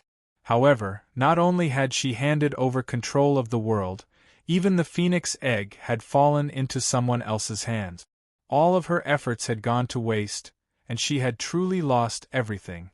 How could she not be angry? Calm down, Black Spirit Snake. I can give the egg to you. I don't want it anymore. Enlin waved his hands frantically. Black Spirit Snake chuckled coldly. You want to advance by retreating? You know that once a bloodline connection is established, even if Her Majesty Nuwa were here, she wouldn't be able to forcibly sever this connection and force the phoenix to accept another master. You're only going to make me feel even more disgusted by your words. Enlin, so there was something like this? I'm sorry, I didn't know about this. Enlin had thought that with Her Majesty Nuwa's unfathomable cultivation base, she would be able to do something like this, but he didn't think that the power of the contract would be so powerful. Black Spirit Snake's expression was still as frosty as ever as she looked at Enlin coldly. However, there's another way, what is it? Enlin raised his head with a curious expression. Black Spirit Snake replied in a slow voice, Kill you. Enlin. As long as I kill you, your bloodline will completely disappear, and the connection between the two will be completely severed. After that, the phoenix egg will be able to accept another master. Black Spirit Snake made her way toward Enlin, and her storage ring flashed as the realm creation evil vanquishing sword appeared in her hand again, from which extremely terrifying energy fluctuations emanated.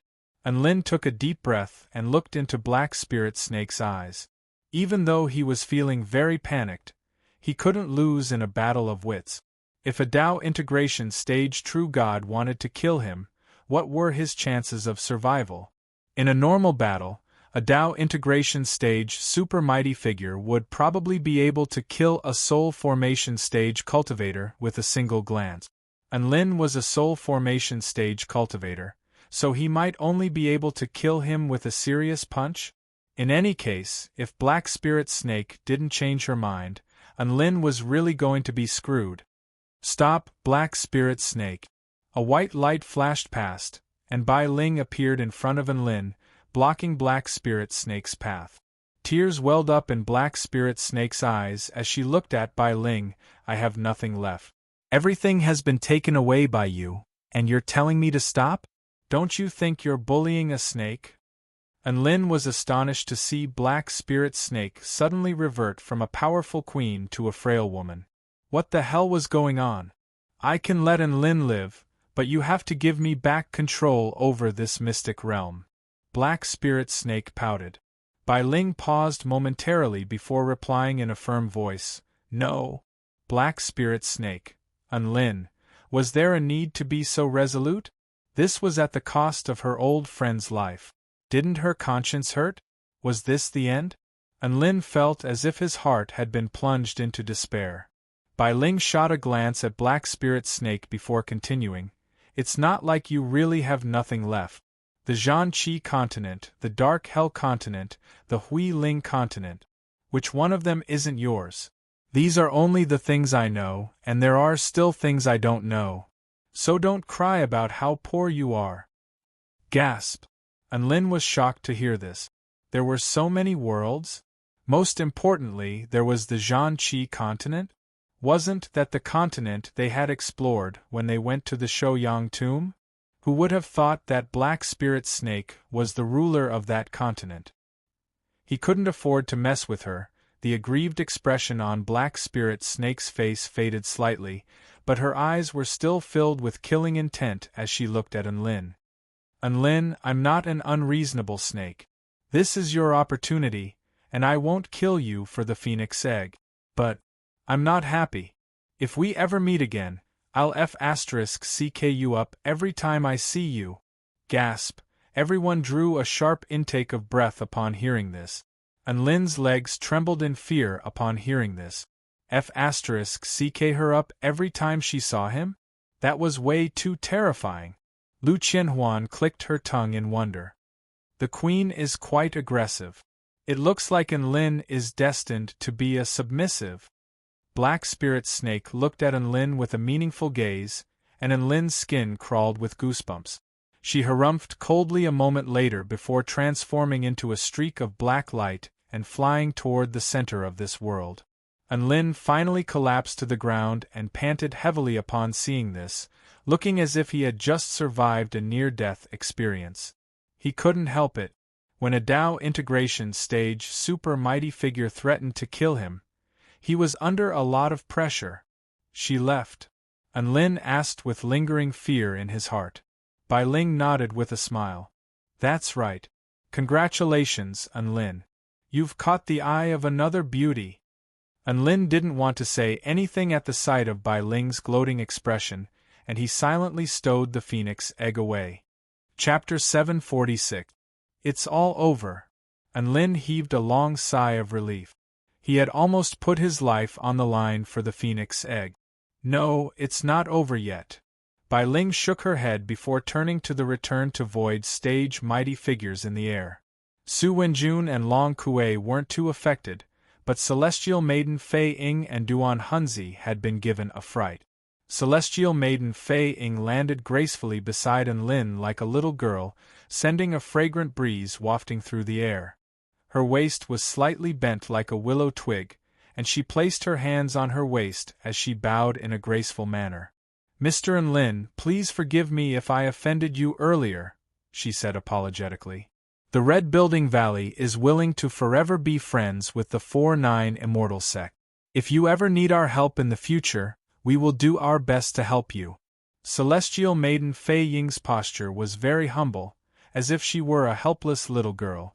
Enlin didn't want to spare Celestial Maiden Fei Ying, but seeing as she had helped him fight off his enemies, he nodded after a moment of hesitation. All right, I can forgive you. Fei Ying was ecstatic to hear this. However, you tried to kill me, so you have to pay a price, Enlin said. A faint blush appeared on Celestial Maiden Fei Ying's face, and she fidgeted with her voluptuous body. What price? I'd rather die than give in, Enlin chuckled. Hand over your storage ring. Celestial Maiden Fei Ying faltered. Huh. I, Enlin, am robbing you. Enlin snapped. Celestial Maiden Fei Ying. She had witnessed Enlin's power. Bai Ling, who had become the ruler of this world, and Su Wenjun, Long Kuei, and the others from the Greenwood Imperial family seemed to be standing on the same side as Enlin. Celestial Maiden Fei Ying gritted her teeth and tossed her storage ring to Enlin in the end. She pouted. Batty. The situation was dire, so she had to save her own life first.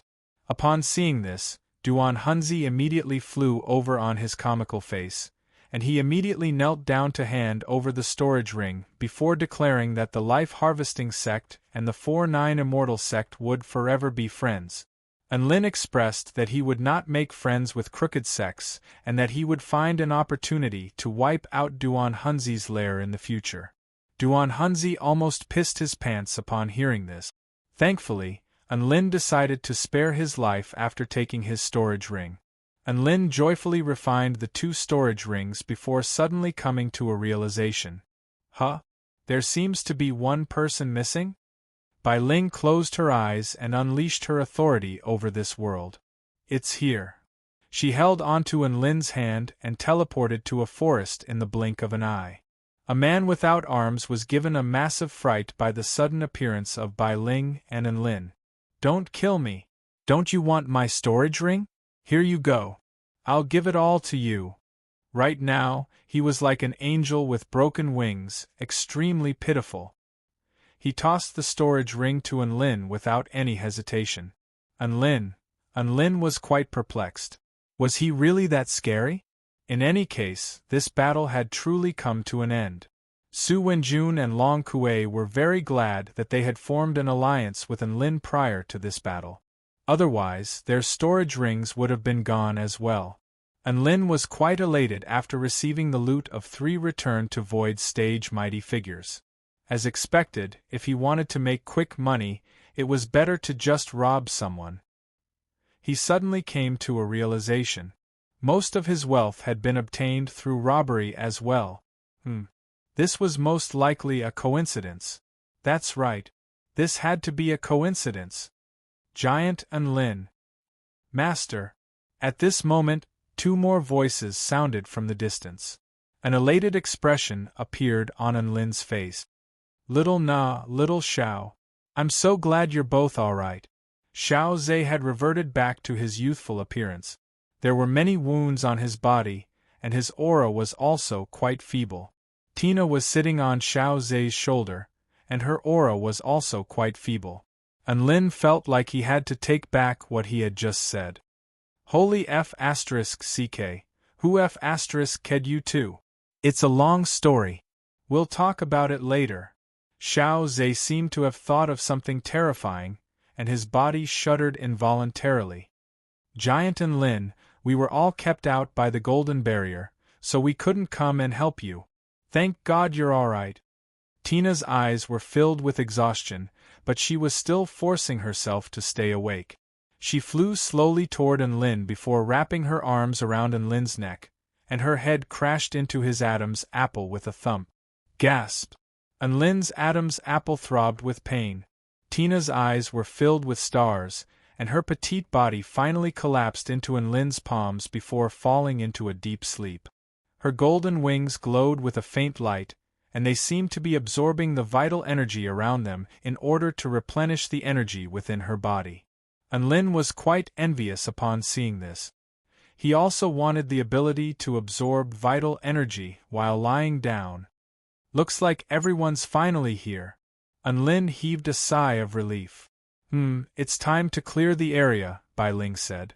Lin blinked. Clear the area? That's right, get all of the outsiders out of here. Bai Ling replied without any hesitation. She made a broadcast to the entire world as she spoke, informing everyone of the location of the passageway to leave this world. She gave them 4 hours to leave this world. Otherwise, if they were discovered after 4 hours, they would be killed without mercy. The passageway to leave was located at the center of the massive vermilion bird totem, which was comprised of countless canyons and rifts. Lin didn't even notice the passageway. Long Kuei knew the location of the passageway, and she and Su Wenjun gathered all of the Greenwood Imperial family members before departing. Yunlu, are you really not leaving? A hint of surprise appeared on Su Wenjun's face as he looked at the beautiful woman before him. I'm not leaving, I still have to establish a sect with classmate Lin. Su Qianyun wore a mesmerizing smile on her face, and her dimples were extremely beautiful. That's great. Have fun, sister. Su Xian looked at the woman before him with an encouraging expression. He then transmitted his voice to Lin. You can do it, brother-in-law. Lin transmitted his voice in response. We're just classmates, so don't overthink things. All right, brother-in-law. Su Xian immediately agreed. Lin, Su Wenjun massaged his brows with a resigned expression. His princess was siding with an outsider, so what could he do? He was also in despair. He turned to Donghua. What about you? Donghua turned to Lin with an inquiring expression. Su Wenjun felt like a sword had been stabbed into his heart again. What was with this expression? Was Donghua a divine general from the Greenwood Imperial family or the 4-9 Immortal sect? Was he so determined to die so quickly? Go away. I don't need you. Lin waved his hand with a disdainful expression. Donghua. The 500,000 spirit stones you lent me to repair the silver puppet. Donghua was a little hesitant. Oh, we can talk about that later. I don't have any money right now. Lin chuckled. Dongguo was very depressed, and he looked at Enlin's storage ring with a resentful expression. He had just robbed 3 Return to Void stage mighty figures, so who would believe him if he said he didn't have any money? Thus, Su Wenjun, Long Kuei, and Dongguo led the Greenwood imperial family out of this world. As for Celestial Maiden Feiying, Duan Hunzi, and Bai Pengzi, they all fled as quickly as they could in fear that Bai Ling and Enlin would change their minds. All of the other powers scattered throughout the world also retreated from this place. Bai Ling brought out a black ball and a white ball before surveying the entire world with a smile on her face. Very good, the world has been cleaned up, and we're all on the same side now. I'm going to give you some benefits. Chapter 747. Benefits? Everyone's eyes lit up upon hearing this. Big Sister Bai, why did you suddenly think of doing this? Enlin rubbed his hands together in an attempt to maintain his composure, but he was unable to conceal the scorching light in his eyes. Su Qianyun was a little embarrassed. After all, she wasn't very familiar with Bai Ling. We didn't do anything, so it's not a good idea to receive benefits, right? Lu Qianhuan tugged on Su Qianyun's sleeve. You'd be a fool not to take advantage of an opportunity like this. A faint smile appeared on Bai Ling's face. It's all thanks to all of you that I was able to obtain control over this world, so it's only right for me to give you all some benefits. She turned to look at Xiaoze and Tina with a vibrant smile as she spoke. Don't refuse, there are quite a lot of treasures left behind in this world. The black and white orbs appeared in the void and began to revolve like a pair of twin stars. Bai Ling's eyes glowed with a black and white light as her divine sense engulfed the entire small world. Dabai, I'll give this to you. She flipped a hand over, and a blue immortal fruit appeared in her hand as spatial ripples proliferated outward. This was the power of the ruler of this world. As long as there were no obstructions, she could retrieve items from afar within the small world. Bai Ling handed the immortal fruit to Dabai.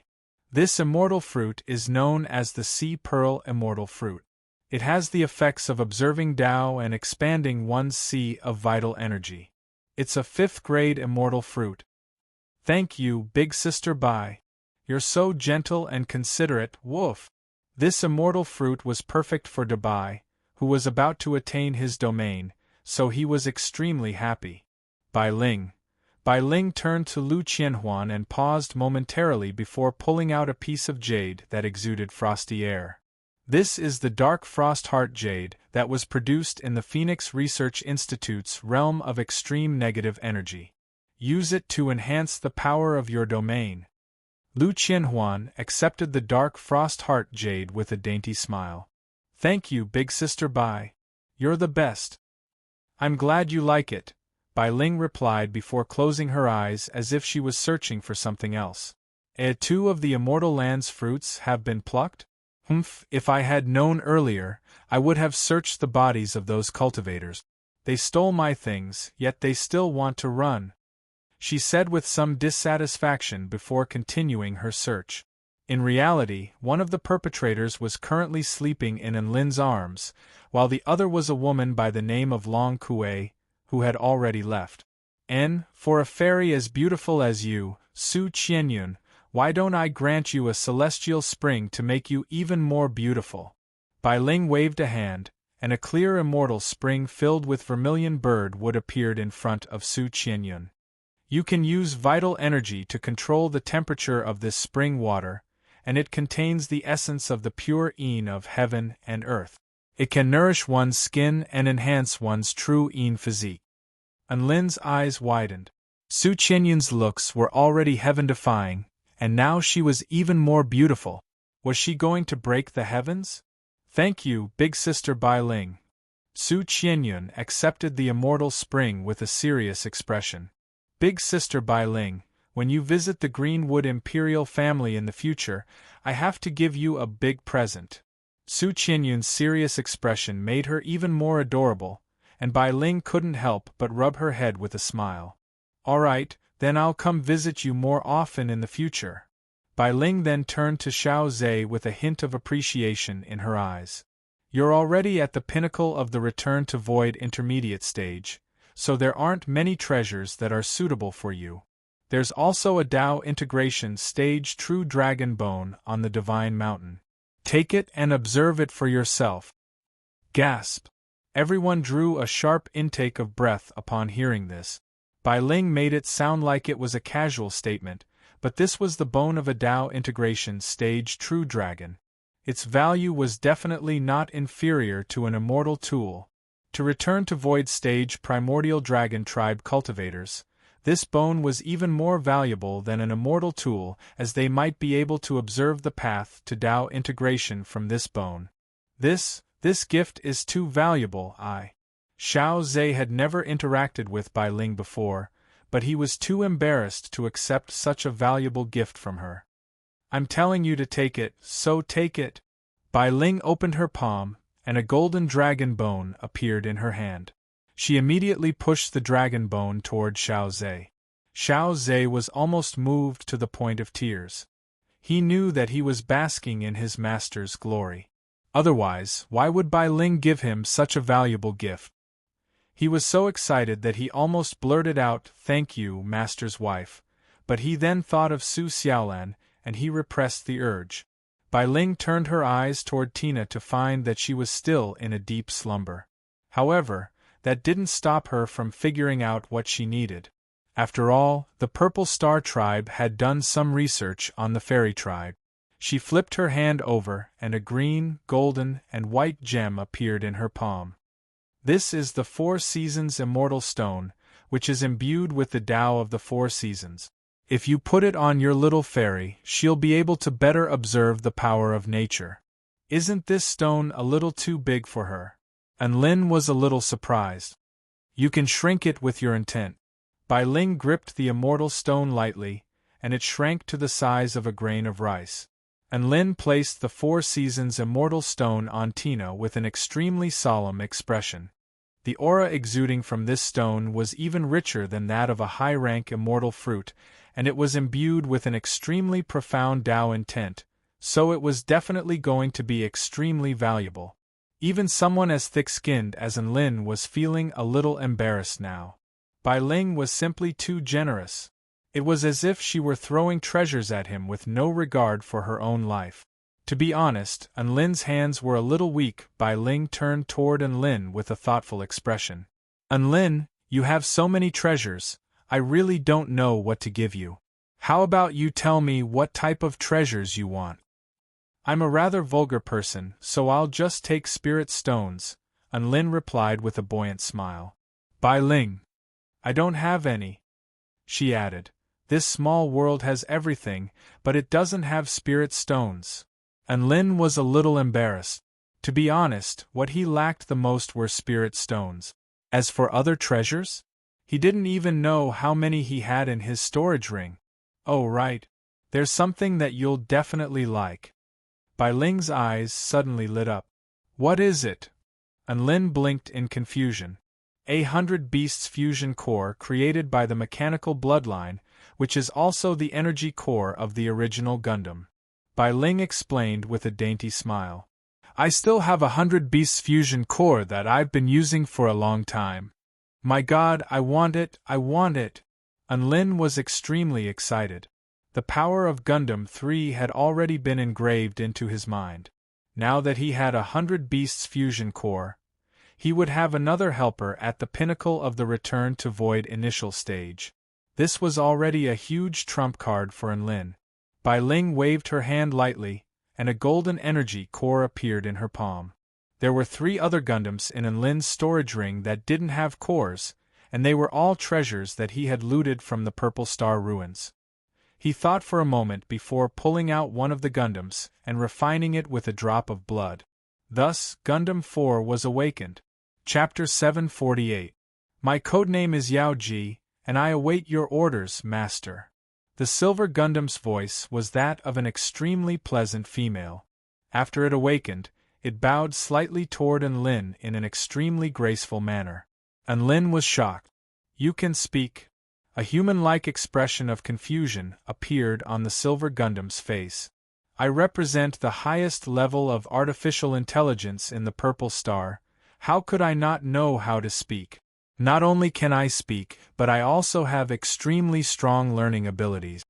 And Lin instantly felt like the Gundams of the past were a lot more adorable and dumb. The main point was that they were dumb. Alright, then don't call me Yao Ji anymore. It's too hard to pronounce. Just call me Gundam 4. And Lin patted the silver Gundam's shoulder with a gratified expression. Master, forgive me for being blunt, but to be able to come up with a name like Gundam 4 is a sign of one's lack of education, as well as one's disregard for precious things. You're not a good master, the silver Gundam said with an enraged expression. And Lin, holy F***ck. What just happened? This Gundam was insulting its master? And Lin's dumbstruck expression drew a burst of laughter from the woman beside him. I'm your master, and this is the codename I gave you. All you have to do is carry out my orders seriously, understand? And Lin looked at the silver Gundam with a serious expression. The silver Gundam looked up into the sky at a 45-degree angle as tears flowed from its eyes. My heart is as bright as the moon, yet the moon shines upon the clear ditch. And Lin's expression darkened upon hearing this. What? It could even recite poems to express its emotions now? The silver Gundam continued to speak in a seductive voice. It's not that I love the world, it's that I've been misled by my past. Flowers will bloom and wilt, it's always the East Monarch's fault.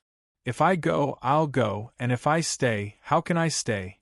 If I get all the flowers on my head, don't ask me where I'll go.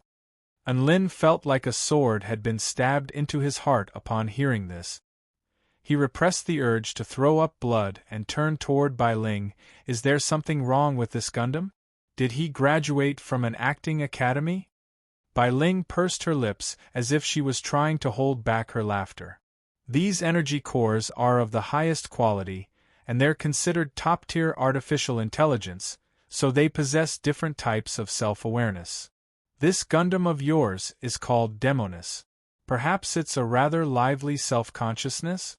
Lively? He could even recite poems to express his mood and mock his master. Was this something that could be summed up with the word lively? And Lin suddenly felt like Gundam 1 and Gundam 2 were so adorable even though they couldn't speak. Alright, Gundam 4, hurry up and come back. And Lin felt like there was no point in bickering with a Gundam. The silver Gundam didn't move and proudly raised its head. And Lin, Enchantress, come back here. And Lin snapped. Yes, master. A cordial smile appeared on the silver Gundam's face as it made its way toward An Lin before disappearing into his storage ring. An Lin finally heaved a long sigh of relief upon seeing this. He massaged his brows and sighed with emotion. Phew! I've finally gotten rid of him. Big brother, and I think this chick is quite interesting. An artsy Gundam, she's super awesome. Woof. Dabai stuck out his tongue with a lecherous expression. An Lin. Shut up. Alright, that's all for now. An Lin, you have to agree to a request of mine. Bai Ling clapped her hands with a smile. An Lin was dumbstruck. What are you waiting for? Don't you know how to return the favor? Bai Ling glared at An Lin. An Lin, alright, I've been tricked as expected. You're the one who eats from others, and you're the one who eats from others. Alright, tell me what you want. An Lin heaved a forlorn sigh. Bai Ling had helped him quite a bit, so he didn't want to turn her down. Aren't you planning to establish the 4-9 Immortal sect? Give me a position, Bai Ling demanded. An Lin faltered slightly upon hearing this. Heh. She was offering herself up to him. This was a request? A trustworthy return to Void final stage mighty figure joining his sect was exactly what he wanted. An Lin was ecstatic, but his expression was as calm as an old dog's. He pretended to consider this request for a moment before waving a hand in a straightforward manner. Alright, it looks like this isn't an issue considering our friendship. Everyone thought to themselves as expected of the sect leader acting so well. Alright. Bai Ling was quite elated. You told me that your sect has different divisions, right? How about I become the Pavilion Lord of the Purple Star Pavilion? No problem, Unlin replied with a buoyant grin. You're the best. Thus, the 4-9 Immortal Sect gained another powerful backer. I'm going to search for a new Immortal Sect with Dabai and the others now. Do you want to come with us? Unlin asked. Bai Ling shook her head. No, I still have some things to take care of in this small world. Let me know when you've decided on a location. I'll exchange voice transmission talismans with you. Unlin didn't insist and left after exchanging voice transmission talismans with Bai Ling. Thinking back, Unlin had shamelessly begged for Bai Ling's voice transmission talisman, but Bai Ling simply flew away without leaving any way of contacting him. She only told him that they would meet again if fate allowed it. She was as free as a wild horse. Now that they had met again, Bai Ling voluntarily asked for Unlin's voice transmission talisman. Perhaps this was what she meant by fate. Unlin and the others left. Bai Ling stood on the spot and looked at Unlin's departing figure as she murmured to herself, "There's no time left. I hope I can make it in time. After all, you're someone who has created so many miracles in just a few short years. I'm sure you'll be able to surprise me in the near future." Unlin flew toward the center of the phoenix image on Dabai's back with Lu Qianhuan, Su Qianyun, and Xiao Zhe. They followed the coordinates provided by Bai Ling and finally saw the passageway between the two worlds, upon which they departed from this small world. However, they were immediately dumbstruck as soon as they appeared outside. Gasp! What is this place? Unlin's mouth gaped open in shock. They were situated on a vast expanse of lush grassland. There were many vibrant plants growing on the undulating grassland as far as the eyes could see. All of them were exuding boundless vitality. Vital energy transformed into clouds and mist that drifted through the air. The pure energy combined with the vast landscape was extremely refreshing. Lu Qianhuan silently pulled out her phone and activated a spell formation. A pillar of light soared into the sky, following which a number appeared on her phone. She stared at the number for a few seconds before replying, "I used my phone's GPS. If my phone isn't broken, this is the place where the phoenix egg first appeared." Everyone was astonished. What kind of power could transform a vast expanse of scorched earth within a radius of over 500 kilometers into a paradise filled with boundless vitality? No one could think of an answer, so they could only speculate that it was the phoenix egg. Could it be that the phoenix egg's mutation had changed the surrounding environment? After a long while, Unlin finally spoke. "I have a bold idea. I have an immature suggestion for your bold idea, Woof." Dabai chimed in. The human and dog exchanged a glance and smiled. The Purple Star 6th Research Institute was also known as the Phoenix Research Institute. This was a small world. Bai Ling bade farewell to Unlin and the others with a disconsolate expression. However, not long after, her voice transmission talisman began to flash. This voice transmission talisman hadn't lit up for over 10,000 years. They had only just parted ways, and that man was already calling her? What kind of unexpected situation has happened? She was a little confused as she accepted the voice transmission talisman. What is it? We've chosen the location of our immortal sect, hee. A smug chuckle sounded from the other side of the voice transmission talisman. Bai Ling was astonished. So soon? Where did you choose? It's right in front of your house. The man chuckled before adding, "It's right outside the exit of the small world. That place is amazing. Perhaps this is the will of the heavens." Bai Ling. Chapter 749. The 4-9 Immortal Sect was located outside the passageway leading to this small world? Bai Ling was astonished, and she spoke into the voice transmission talisman, establishing a sect in that godforsaken place? Can you be any more casual? Haha, who said it was a godforsaken place? There's even a bird egg in that place. Furthermore, it really isn't what you think. I really wasn't being casual. The outside world has changed a lot. Come out and have a look if you don't believe me. Not only is the scenery here picturesque, but the vital energy here is also extremely rich. It's a great place to establish a sect. Anlin's cheerful voice sounded. Anlin's words were quite incredulous. This was clearly a vast expanse of scorched earth, so why did he have to say that the scenery was picturesque? Bai Ling hesitated momentarily before deciding to go out and have a look. If Anlin dared to trick her, she would just beat the sh*t out of him the next time they met. She passed through the passageway between the two worlds and left the small world. A light breeze then blew past her face, and a sense of comfort spread through her entire body. The vital energy here was so rich that it had liquefied into immortal mist, filling her with energy. This is the original place? Bai Ling stared blankly at the scenes unfolding before her eyes. Even though she had seen many bizarre things in her life, she was still quite astonished by what she was seeing. "Hi, big sister Bai, you're here."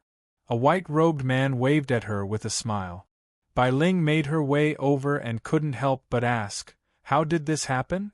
The white-robed Anlin dusted off his spotless sleeves before speaking in a solemn voice. "Perhaps this is the will of the heavens?" Bai Ling. "In any case, the 4-9 Immortal Sect is going to be established here. It just so happens that the land of the fallen phoenix used to be ownerless, so we can avoid disputes here. The place that connects to your small world is the place with the densest vitality. Our sect headquarters will be located here. After that, the entire realm of the fallen phoenix will be under the jurisdiction of our 4-9 Immortal Sect." Anlin spread open his arms and fantasized to his heart's content. "This place is extremely valuable. Are you confident that you'll be able to control it?" Bai Ling's brows perked up with curiosity. "Su will communicate with the Greenwood Imperial family," Anlin said. "Don't worry, leave it to me." Su Qianyun patted her chest and promised seriously. "As for the other forces," Anlin chuckled, "I don't care." Everyone shuddered, and a hint of reverence and respect appeared in their eyes as they looked at Anlin. This was the bearing that a sect leader should have. Their 4-9 Immortal Sect was already the most powerful sect in the Purple Star State aside from the Greenwood Imperial family. If the other sects really wanted to invade the 4-9 Immortal Sect's territory, then they would have to consider their own strength. Bai Ling smiled. "Alright, let's start building the sect. Which one of you can build a house?" Everyone looked at each other and did not speak. The air was filled with silence. "Bai Ling, what about the designs? Or should I say, a rough blueprint?" Everyone remained silent. Bai Ling's expression darkened, and her eyes widened. "You guys didn't prepare anything, and you're telling me you want to establish a sect?" "We had to choose the location first, so we didn't think about anything else." Anlin spoke with an awkward expression. Bai Ling slapped her forehead, and her hair was a little disheveled. "I really have to give it to you guys. So you're going to establish a sect from scratch, and it's all about love?" "You can't say it's all about love." A thought suddenly occurred to Anlin, and a smile appeared on his face. "I have money. There's no problem that money can't solve. If we don't have a blueprint, we'll hire someone to design it. If we don't have the manpower, we'll hire workers to build it. In any case, as long as we have spirit stones, I don't lack spirit stones." Bai Ling's lips twitched slightly, and she looked at Anlin as if he were an idiot with too much money. Soon, a piece of news began to circulate throughout the Purple Star State, stating that a sect known as the 4-9 Immortal Sect had suddenly appeared with several return-to-void stage mighty figures among its rank. This piece of news was verified by the Greenwood Imperial family, Red Building Valley, Flying Divine Sect, and other first-rate sections. Thus, the 4-9 Immortal Sect instantly became renowned throughout the Purple Star State, and it even created a massive stir in the Kingdom of the Nine State. The news spread like wildfire, and this sect was like a rising sun that had officially stepped onto the stage of the Tai Chu continent.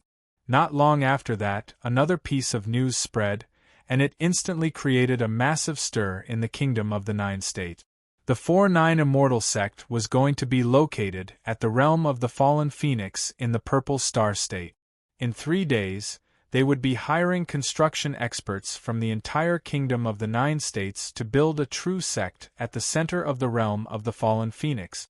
The establishment of an incomparably powerful new sect had attracted countless ambitious people to it.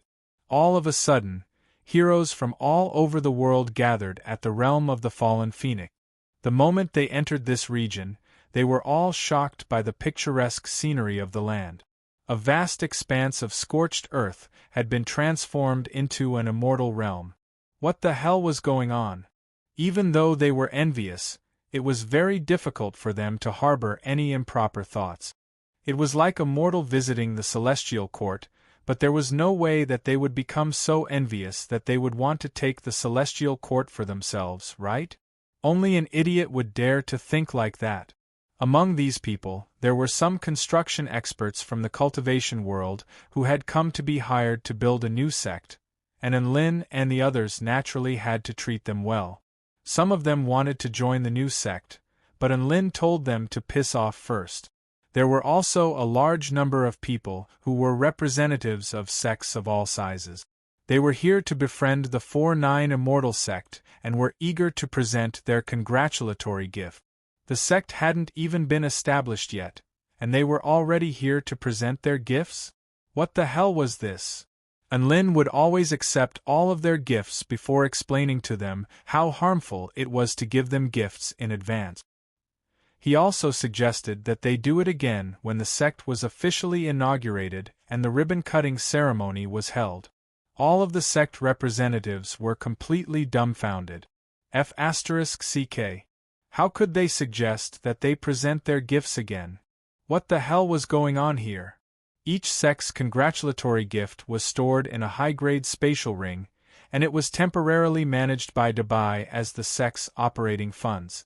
This year was the year of the dog, and Dubai had the fortune dog halo, so he might be able to make a fortune. Soon, 3 days had passed. Enlin, Bai Ling, Lu Qianhuan, and the others stood at the center of the realm of the fallen phoenix. There were over 1,000 cultivators gathered below them. There were powerful cultivators with high cultivation bases, as well as cultivators with low-rank Dao body stage cultivation bases. In short, there were no mortals here. They were the construction team of the cultivation world, and many of them had participated in the construction of immortal buildings. Enlin didn't think that a single call from him would gather over 1,000 construction workers here in just 3 days. One had to realize that construction workers were extremely rare in the cultivation world. In fact, there were probably less than 1,000 construction workers in the entire Purple Star State. He cleared his throat. Welcome, everyone, to join me in the grand construction of this sect. Now, I'm going to sort out the talents first. Those in charge of design and planning, please stand over here. Those in charge of material creation and procurement, please stand over there. Those in charge of spell techniques, please stand over there. There were so many people here, so Enlin couldn't take all of them. That wouldn't even be enough to pay his wages. Due to the fact that construction workers in the cultivation world had spell techniques, they were extremely efficient, so he only needed to select 100 people. The 1,000 cultivators all sprang into action upon hearing this. At this moment, a crisp and slightly domineering voice suddenly sounded. No need. Withdraw all of them. I alone am enough here. Chapter 750. Over 1,000 construction workers instantly exploded with rage upon hearing this as they glared at the person who had just spoken. In front of so many people, saying that she alone was enough, wasn't it obvious that she didn't put them in her eyes? This was no longer a matter of stealing their jobs. This was a matter of looking down on their abilities. Enlin faltered upon hearing this before also turning toward the direction of the voice. He was then greeted by the sight of an extremely domineering woman making her way over with her chest puffed out. Not only was this woman speaking in a domineering manner, but her breasts were also extremely domineering, something that Lin had never seen before. She was an F-grade powerful being. Dabai didn't say anything as he stared at the woman with his eyes wide open. His nose was bleeding from his wound. The woman made her way over to Lin, and a smile appeared on her beautiful features as she extended a hand in a rather formal manner. "Hello, Mr. Lin. My name is Li Xinyu, and my Dao title is Grandmaster Construction Cultivator." Grandmaster Construction Cultivator? This Dao title was also very domineering. Lin shook the woman's hand before accidentally catching sight of her chest, which was concealed by a short V-neck red dress, and he also began to shake it. Gasp! How terrifying! Li Xinyu's outfit was quite provocative. She wore a short red dress that not only revealed her slender waist, but it also revealed her deep cleavage. Below her waist was a short red dress, revealing a pair of long and slender legs that were extremely alluring. If it weren't for the fact that Lin had reached the initial success stage of the divine body, he would most likely also have a nosebleed like Dabai. "Hello, Grandmaster Construction Cultivator, may I ask what you are capable of? Why do you say that you alone are enough to construct this sect?" Lin asked. He always had a bit more patience when it came to beautiful women. "Because of my title as the Grandmaster Construction Cultivator." Li Xinyu stared at Lin with a surprised expression, as if she was wondering why Lin would ask such a question. Lin wore a confused expression.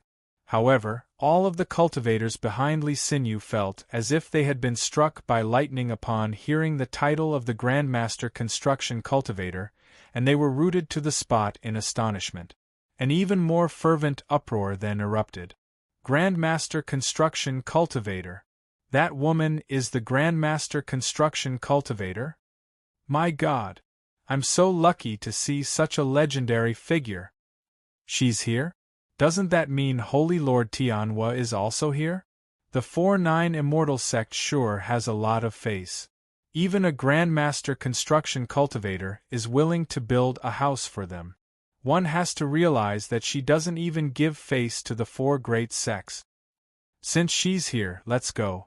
There's no suspense in choosing this candidate. I'm not leaving. I still want to admire the heroic bearing of the Grandmaster Construction Cultivator." "Me too. Being able to witness the Grandmaster Construction Cultivator and Holy Lord Tianhua building a house with my own eyes is the most meaningful part of this trip." Over 1,000 cultivators were excited and restless. Their social circle was actually very small, and it was exactly because of this that almost everyone knew about the Grandmaster Construction Cultivator. To them, Li Xinyu was like a god. Lin wasn't deaf, so he naturally heard everyone's conversation. Ouch! As it turned out, he had managed to ride on someone's coattails. The smile on his face softened a little. "Fellow Taoist master, come, let's go over there and talk. Dabai, go entertain the other cultivators." Lin instructed. Dabai shook his head vigorously. "No. Big brother I want to go with you, woof." It waddled along beside Lin, but its big, round eyes were constantly looking at Li Xinyu. Before he knew it, his nose was injured again. All of the cultivators were a little dumbstruck. Lin wanted to send a dog to entertain them? That wasn't a big deal, but the dog actually refused. All of the cultivators followed along with curious expressions. "By the way, Mr. Lin, I need some peace and quiet when I'm unleashing my spell techniques," Li Xinyu said. Lin could read between the lines. "Yun Lo, go entertain them." Su Qianyun nodded and distributed 100 spirit stones to each of the 1,000 cultivators for them to rest elsewhere. However, all of the cultivators didn't leave. Instead, they were still looking at Lin and Li Xinyu with curiosity in their eyes. "I'll go entertain them." Bai Ling made her way toward the group of cultivators. Boom! The terrifying might of a return to void final stage cultivator erupted forth, and all of the cultivators felt their legs give out from under them as they struggled to breathe. "I'll give you 1 minute to disappear from my sight. Otherwise, don't blame me for killing all of you." Bai Ling's voice was like a clap of thunder, and all of the cultivators immediately fled for their lives. Unlin, Su Qinyun's beautiful eyes widened with astonishment. Her impression of Big Sister Bai had been refreshed once again. So this was what Bai Ling was referring to when she said, entertain them? Bai Ling's method was very much to her liking, and her eyes lit up as she looked at Bai Ling. Unlin and Li Xinyu arrived at the location where the phoenix egg had been placed. Li Xinyu cut straight to the chase. I'm sure you've heard a lot about me, so let's cut to the chase. This woman was still as domineering and confident as ever. Unlin chimed in, that's right, I've heard a lot about you, Ms. Grandmaster Construction Cultivator. What conditions do you have? Alright, then I'll get straight to the point. You said that your plan is to construct an immortal sect palace complex within a radius of 10 kilometers. There will be 1 main palace, 35 branch palaces, 10 main pavilions, 1,000 small residences, and 20 residences. On top of that, you also want stunning scenery, a sense of class, and a high-class atmosphere. I've combined all of your requirements and combined them with my own abilities to give you 3 prices to choose from. The first price is for me to do something casual. 3 million spirit stones, no bargaining. The palace will be roughly equivalent to a top-rate sect. It'll be grand and imposing, and it'll also have the ability to regulate vital energy and nurture spiritual energy. Unlin's face convulsed upon hearing this. Such bad *SS effects, and she had to add casual as a prefix? Was there any justice in this world? The second price is for me to do something casual. 30 million spirit stones, no bargaining. The palace will be roughly equivalent to a mini version of the 9 Imperials. Aside from being able to do something casual, it'll also be able to help you modify the energy of the veins of heaven and earth. There'll be a certain chance that it'll gather the vital energy of heaven and earth to create a new mystic realm. On top of that, the palace will be constructed using the essence of heaven and earth. The layout and structure will all be in line with the natural order of things, thereby improving the cultivator's enlightenment. The third price is for me to do something serious. 30 million spirit stones, no bargaining. The palace will be roughly equivalent to a mini version of one of the 4 super sections. Aside from being able to do something casual, it'll also be able to gather the essence of heaven and earth, and gather the power of the galaxy within the sect. Not only will cultivation be much more efficient, but it'll also be able to provide an environment for nurturing all types of rare immortal spirits. As an exception, I'll be giving you 6 small mystic realms with special effect. Unlin was astonished. Not only were the prices astonishing, but the effects were even more so. He stared blankly at Li Xinyu for a long while before coming to his senses. You're telling the truth? You're that bad *SS? You can even create an environment comparable to one of the 4 super sects? Are you King defying the natural order?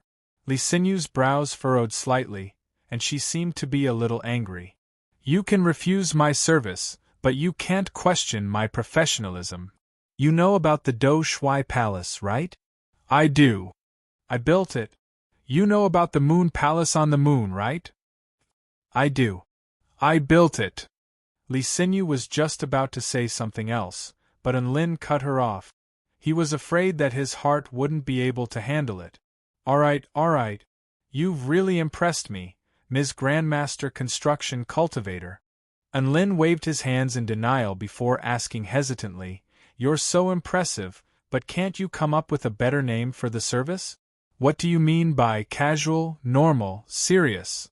It'll make the customer feel uneasy. Also, if the customer doesn't have any money and chooses a casual service, it'll hurt the customer's feelings. Why don't you change it to a platinum service, a diamond service, or a monarch service? Wouldn't that be a lot better? I don't lie, and I like to be honest. That's how I really work. If I say I'm going to do a casual service, then I'm really going to do a casual service. I'm a person of integrity. Li Xinyu chuckled, clearly not taking Lin's suggestion to heart. Integrity my F** king *SS? Do you really think you're going to do a casual service? Do you have some kind of misunderstanding about the word integrity? Lin felt as if his heart had been stabbed by a sword, and he really wanted to retort loudly.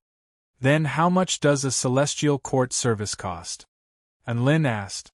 Li Xinyu glanced at Lin. It's not that I'm looking down on you, but you can't afford that price. You should think about the 3 prices I mentioned to you. Lin scratched his head in confusion. A faint smile appeared on Li Xinyu's face as she looked at this young sect leader. Have you thought about it? Which one do you want? Don't worry, regardless of whether it's a casual service or a serious service, I guarantee that you'll be satisfied with my service. I'm the best in the kingdom of the 9 states. Then just do a casual service, Lin replied in a low voice. Li Xinyu. Chapter 751. Li Xinyu suspected that she had misheard, and she asked again, What did you say? Just do whatever you want with this sect. Lin could only muster up the courage to repeat himself. Li Xinyu. She forced a smile onto her face. You're not joking, are you? Isn't the 4-9 Immortal sect a first-rate sect comparable to the 9 Imperials? You're telling me to do whatever I want? She was already cursing in her heart. I've said so much to you, and you're telling me to do whatever I want? What a king waste of my time and energy! After all, this was only a small area with a radius of over 50 kilometers. Lin was asking if he could build a celestial court-level building, and he was full of the aura of a nouveau riche. In Li Xinyu's opinion, even if he didn't want to do it seriously, he should at least choose a normal one, right? In the end, he was telling her to do whatever she wanted.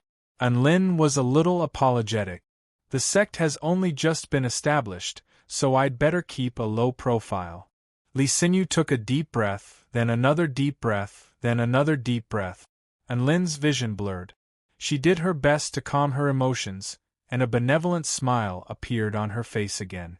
You don't have money, right? Lin. Sorry, I'm not a very direct person.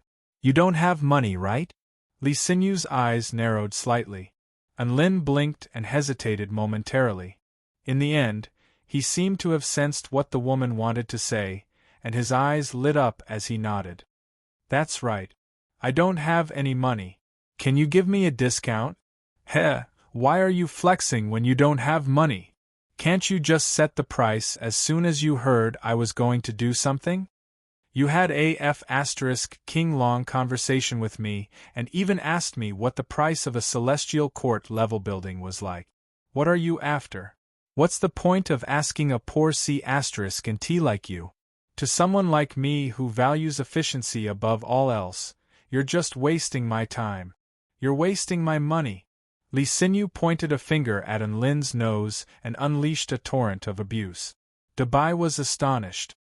Not only does this woman have huge breasts, but she's also very fierce. Woof. Li Xinyu cursed Lin to her heart's content.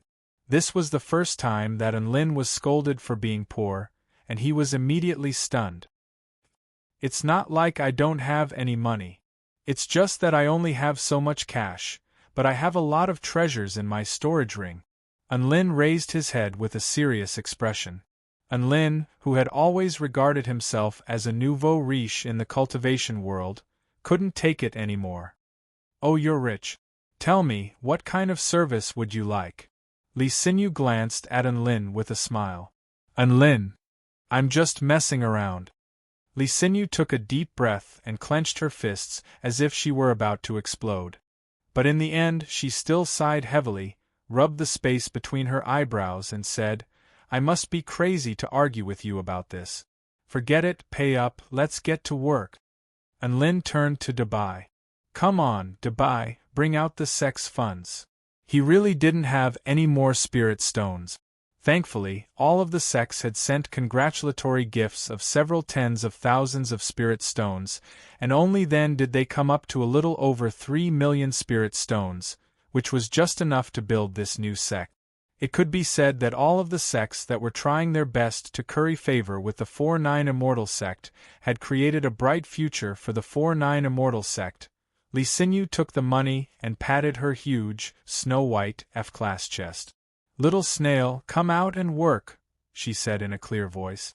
Immediately afterward, right before Enlin and Dabai's astonished eyes, a tiny snail slowly crawled out from the crevice in the wall.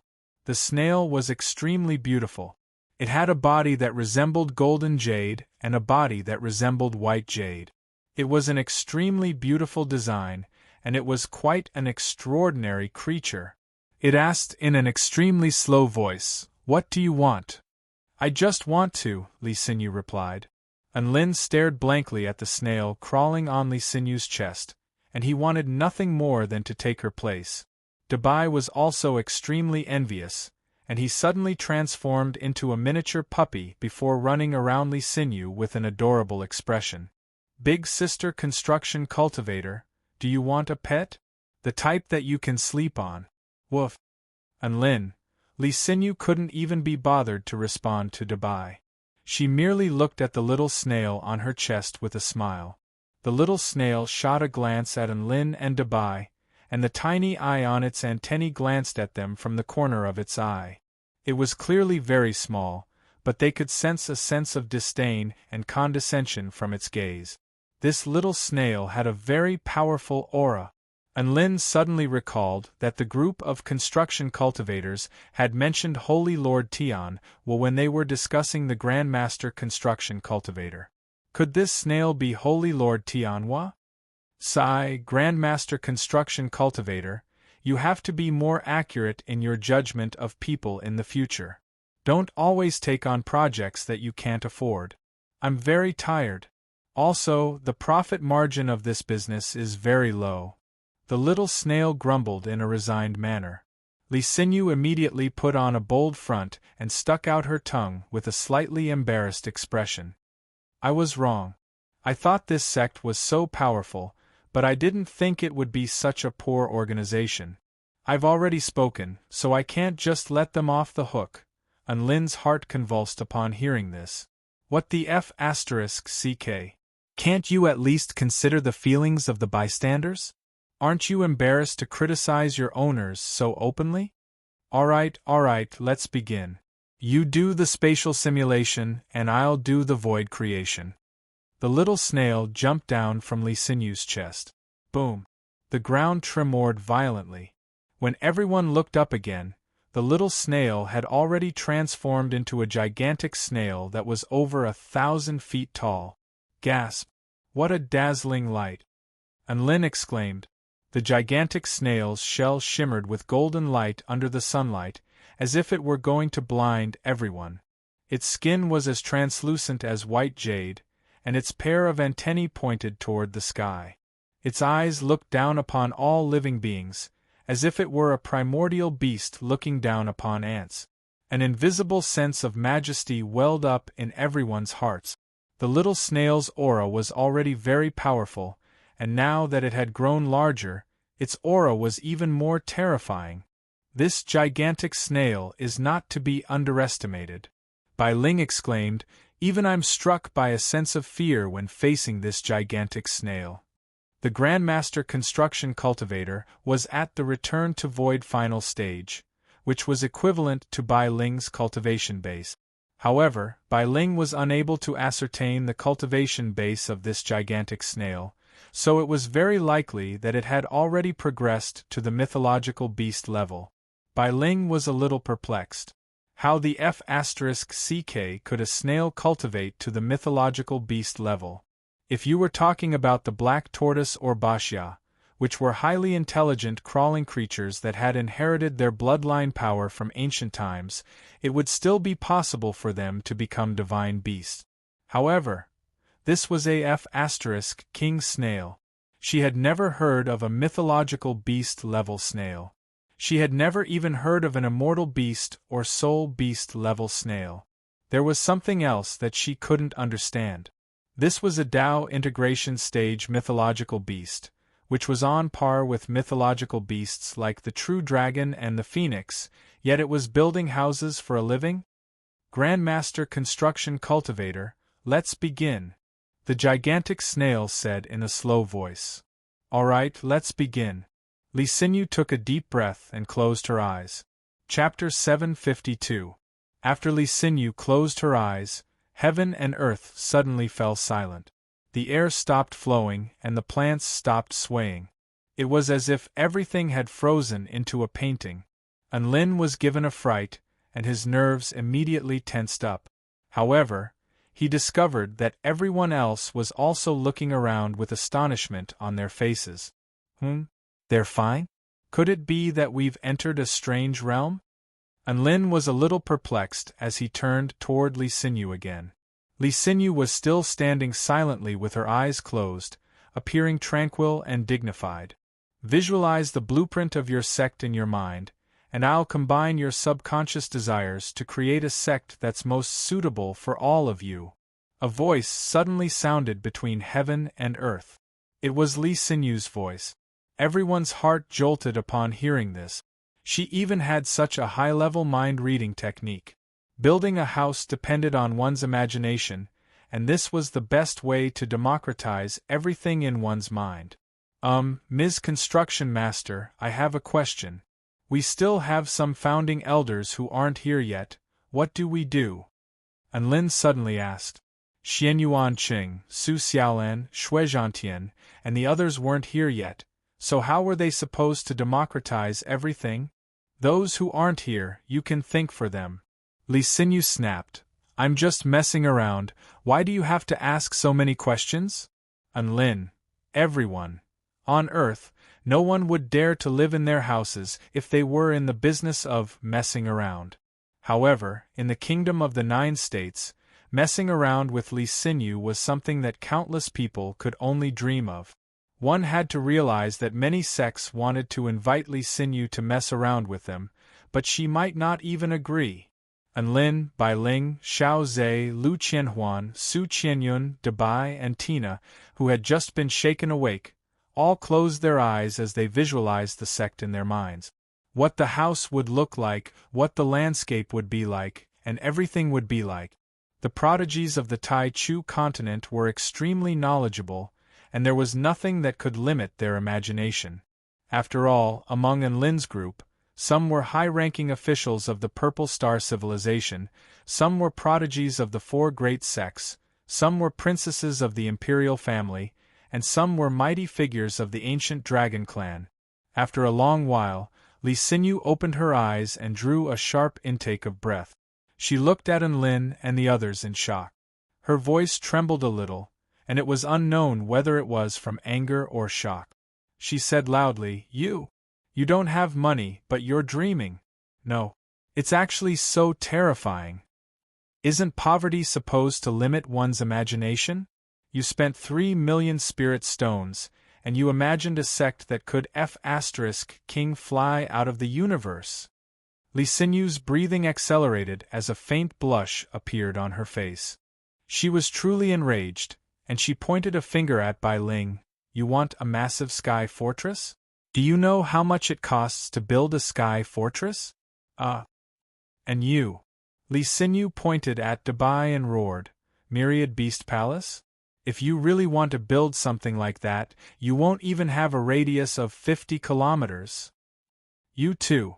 Li Xinyu pointed at Su Qianyun and said, I know you've been to the Moon Palace, but you want a palace that's even more perfect than the Moon Palace. My God!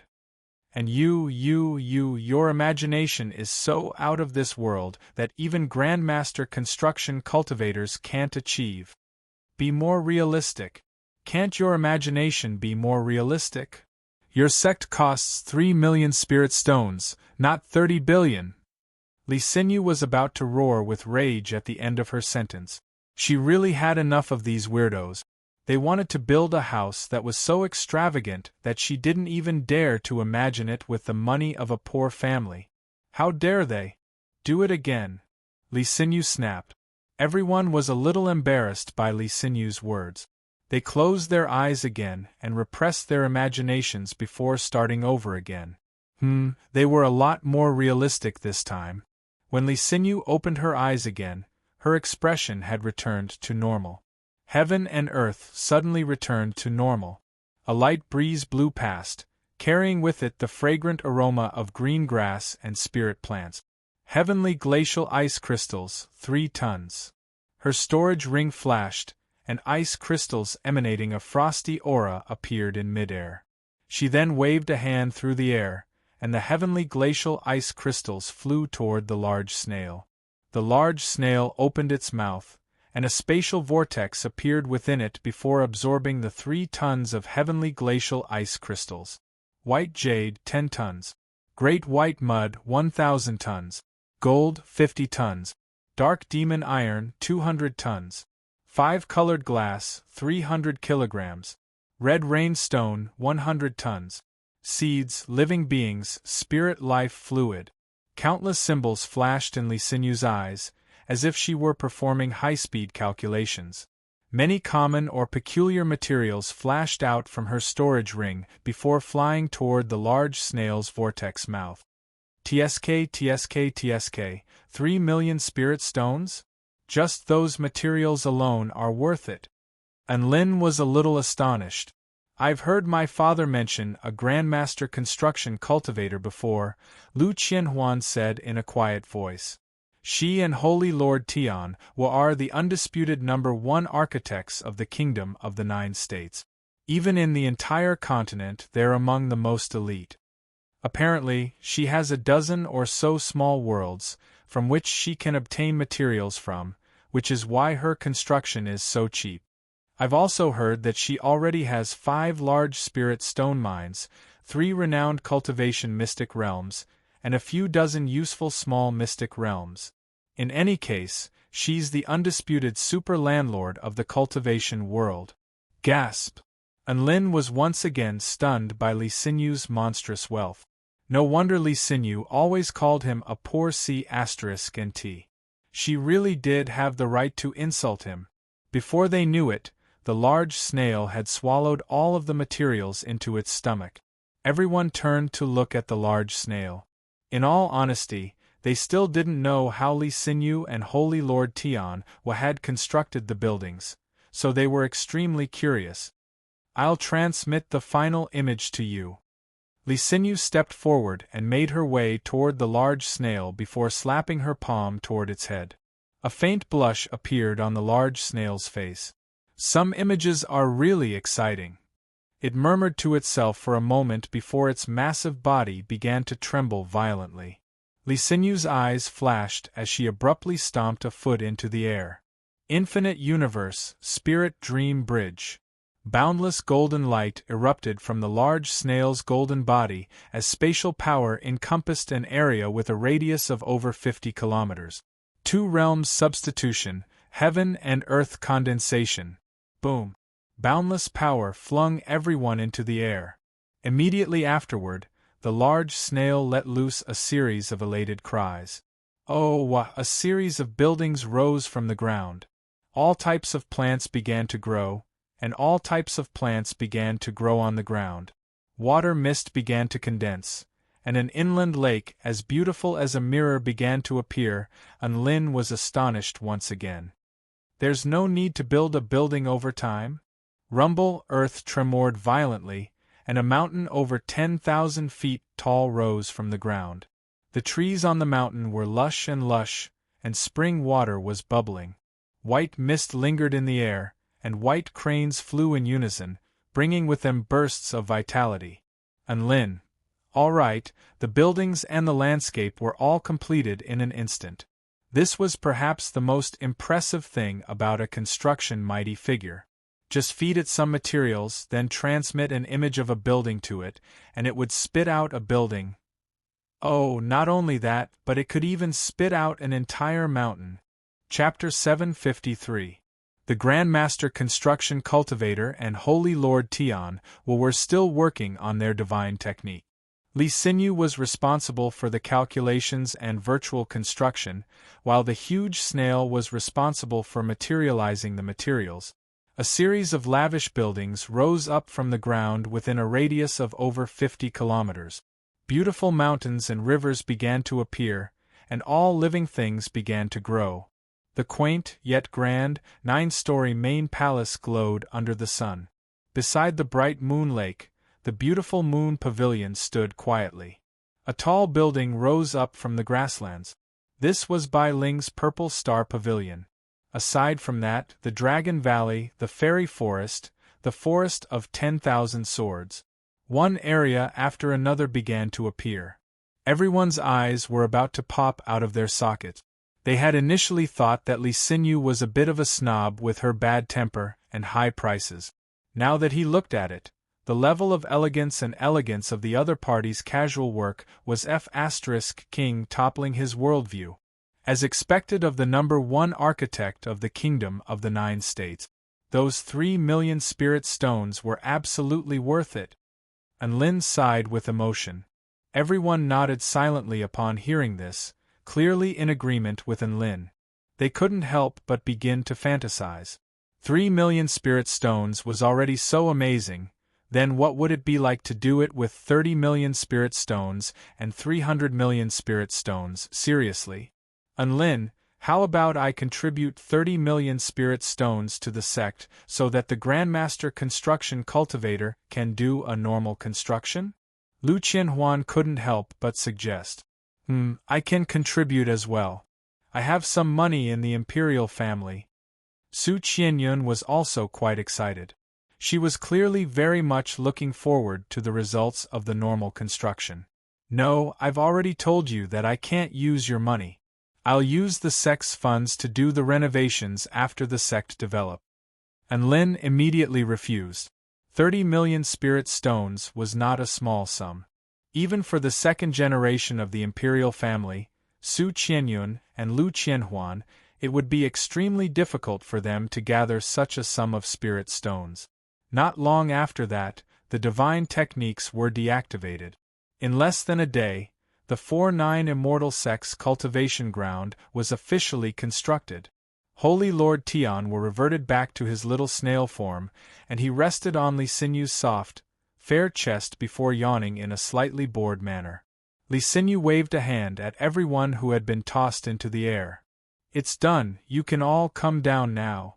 And Lin and the others flew towards the woman and kept praising her and the snail's construction skills. The little snail was a little proud of the praise, and the 2 antennae on its head swayed freely. In fact, it had heard this kind of praise countless times in its life, but every time it heard it, it would still feel a different kind of joy. I'm not bragging. Among the mythological beasts that stand proudly at the pinnacle of all realms, I, Holy Lord Tianhua, am the #1 housebuilder. The little snail snorted proudly. Hiss! Everyone took a deep breath when they heard this. The little snail in front of them was actually a mythological beast. What kind of existence could be called a divine beast? Only beasts that had successfully reached the Tao integration stage could be considered mythological beasts. Who would have thought that 3 million spirit stones would be enough for a divine beast to build a house for him? Everyone felt like this was a little strange. A mighty mythological beast had been reduced to carrying bricks and selling houses for a living? Why did it feel so special? Hee, Grandmaster Construction Cultivator, Big Brother Snail, can you give me your contact information? And Lin asked with an expectant expression. Li Xinyu's brows furrowed slightly. What?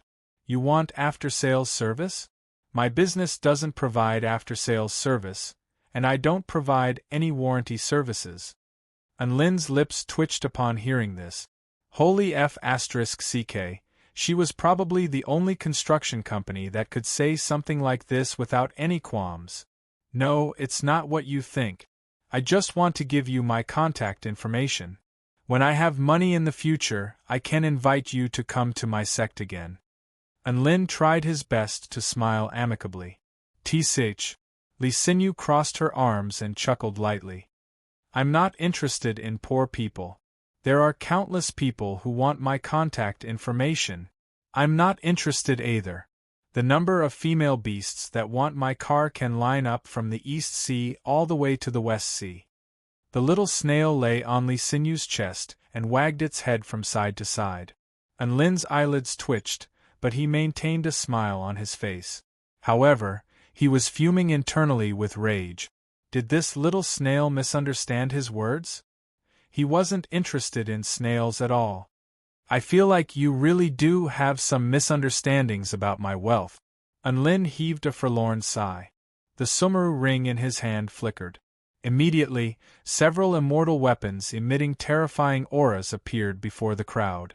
Evil-slaying sword, realm-piercing nail, heavenly frost shard, blood-soul jade coffin, and divine flame badge. Brilliant light erupted forth as a series of phenomena appeared. Li Xinyu and the little snail's expressions shifted slightly. Unlin's storage ring flashed again, and the special tools, the vermilion bird mirror, the regal crown, the spatial magic box, the 1,000 possibility box, and the 99-fold extreme heavenly formation disc appeared before them. This time, Li Xinyu's eyes finally lit up. That golden crown and the skull box are imbued with a very powerful dragon tribe power of the divine Tao. Not bad, Li Xinyu commented. That mirror is even more extraordinary. I can sense the aura of a holy beast from it. Furthermore, that inky black box and that small formation disc are imbued with profound Tao intent. They must have been crafted by a Tao integration stage mighty figure, and they're all special tools that were meticulously forged. They're priceless treasures. The little snail was also elated. Unlin was astonished to hear this. The person and the little snail before him were able to glean so much information about his special tools with just a single glance. Their appraisal abilities were truly terrifying. He stowed away all of the items before turning to the woman in red with a faint smile on his face. Now, do you believe that I can let you have some fun? Li Xinyu nodded with a smile. I underestimated your wealth. I look forward to our next collaboration. She flipped a hand over, and a white jade stone appeared in her palm. She then handed the jade stone to Unlin. What's this? Unlin asked curiously. This is a sensing talisman. Crush it, and I'll be able to sense your location. Due to the difference in cultivation base, voice transmission talismans are limited by distance, but this sensory communication talisman is able to transmit information to me without any obstructions, Li Xinyu explained with a smile.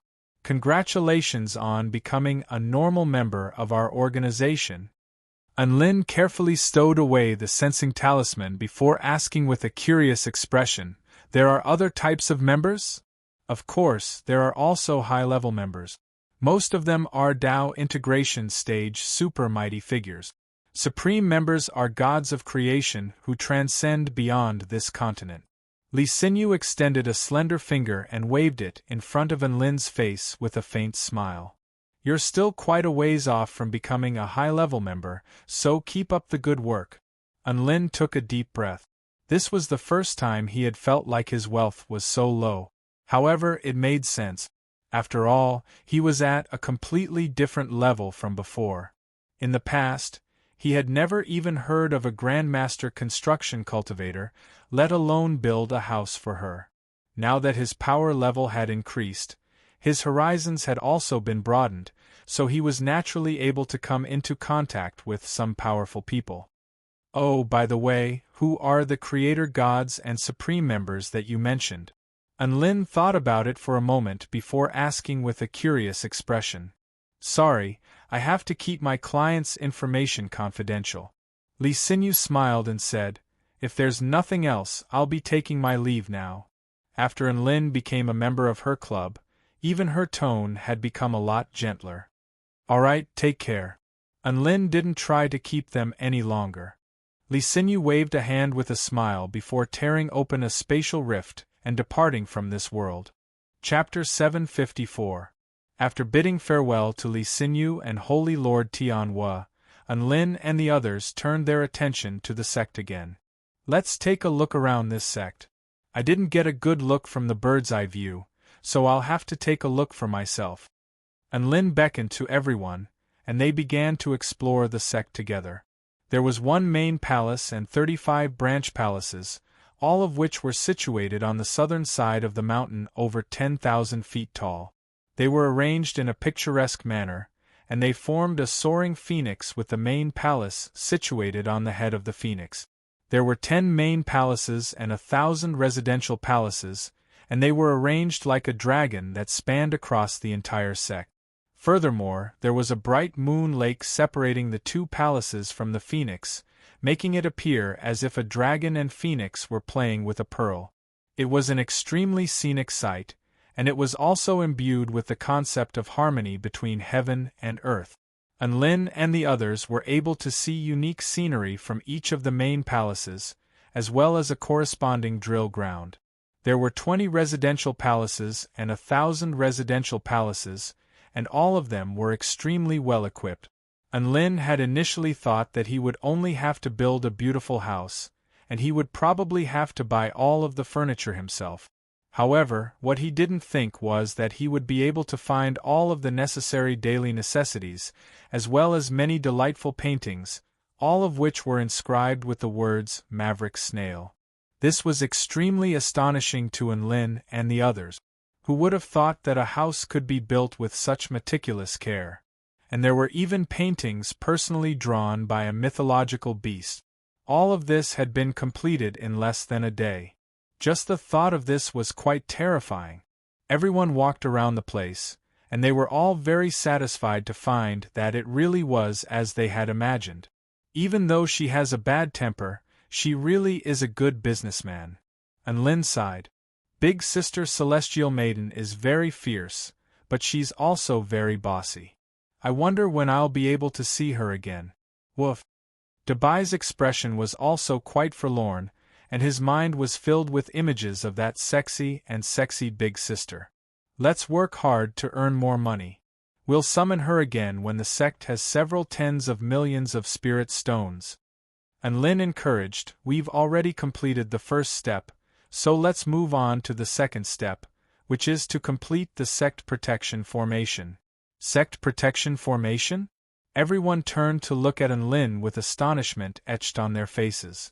Classmate Lin, a sect protection formation requires a blueprint, energy, and materials. It would be best if a mighty figure personally set it up.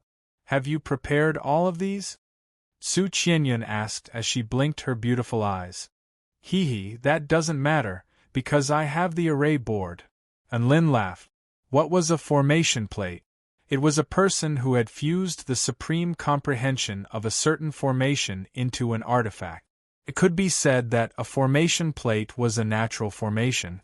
If the array disk was placed in the core of the array formation, then it would be able to activate all of the array disk's power. It was equivalent to that person personally arranging the strongest array formation. The array disk you mentioned, whose array disk is it? Su Qianyun tilted her head slightly and asked. It's Great Monarch Changxing's 99 layers extreme celestial formation disk. And Lin said with a smile. Hiss. Everyone gasped. Lu Qianhuan was also astonished. Holy F***CK. And Lin, you've obtained the signature treasure of the Changxing Pavilion? I heard that the formation disk is imbued with Great Monarch Changxing's paramount comprehension of formations. He would even use his own Tao intent to nurture it, so it's a top-grade treasure that can't even be bought with money. How did you get it? A smug smile appeared on Lin's face. Who am I? I'm the famed war god of the Celestial Court. Great Monarch Changxing will definitely give me face if I make an appearance. No one believed him. And Lin couldn't be bothered to say anything else. He pulled out a blueprint that was compatible with the formation disk and handed it to Lu Qianhuan. Next, you two should go and inscribe the formation. I don't understand this blueprint, so I'll have to rely on you too. Lu Qianhuan was extremely proficient in formations, and Xiao Zhe and Bai Ling had lived for a long time, so they also had a certain level of understanding in formations. Thus, the three of them began to study the blueprint. With something like a formation disk, everyone only had to follow the blueprint and didn't have to imbue their Tao intent into the formation.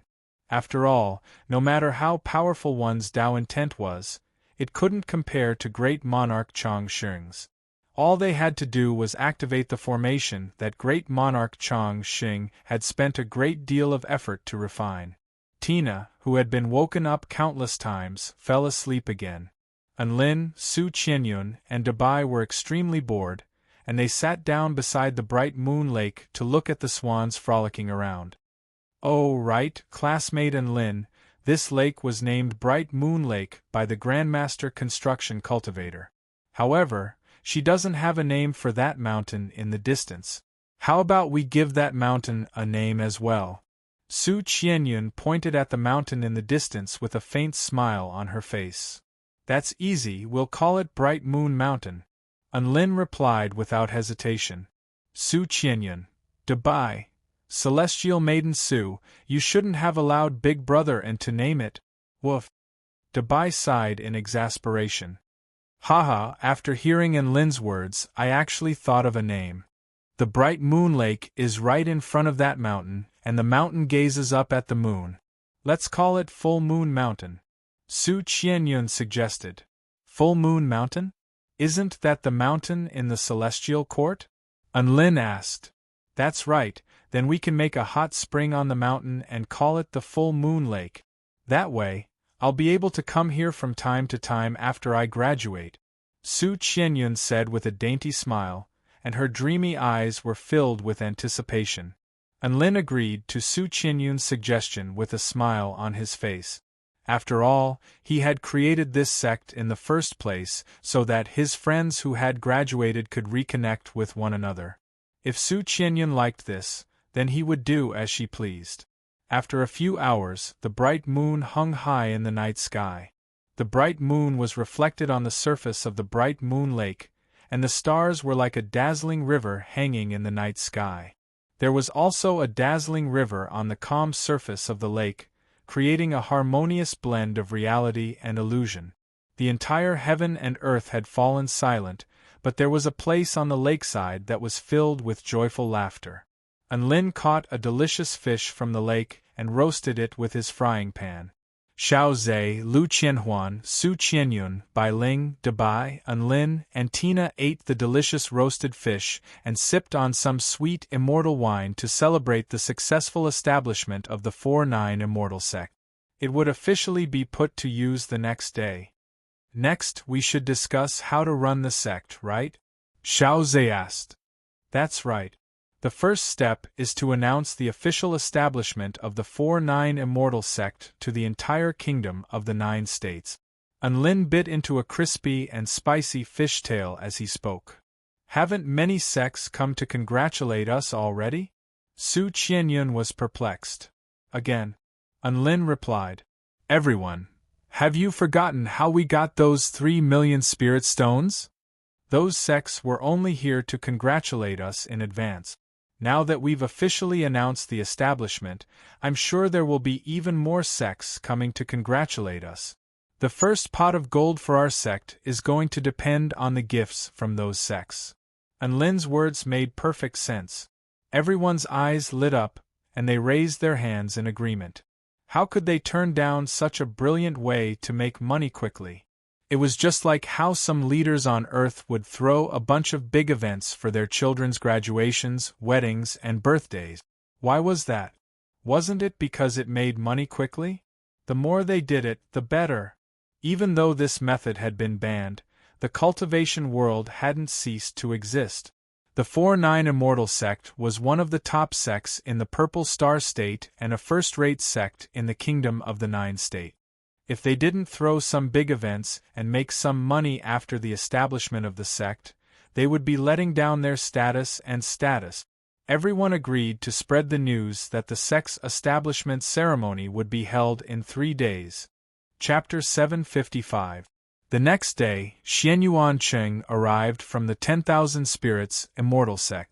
An expression of elation appeared on his face when he saw the realm of the fallen phoenix.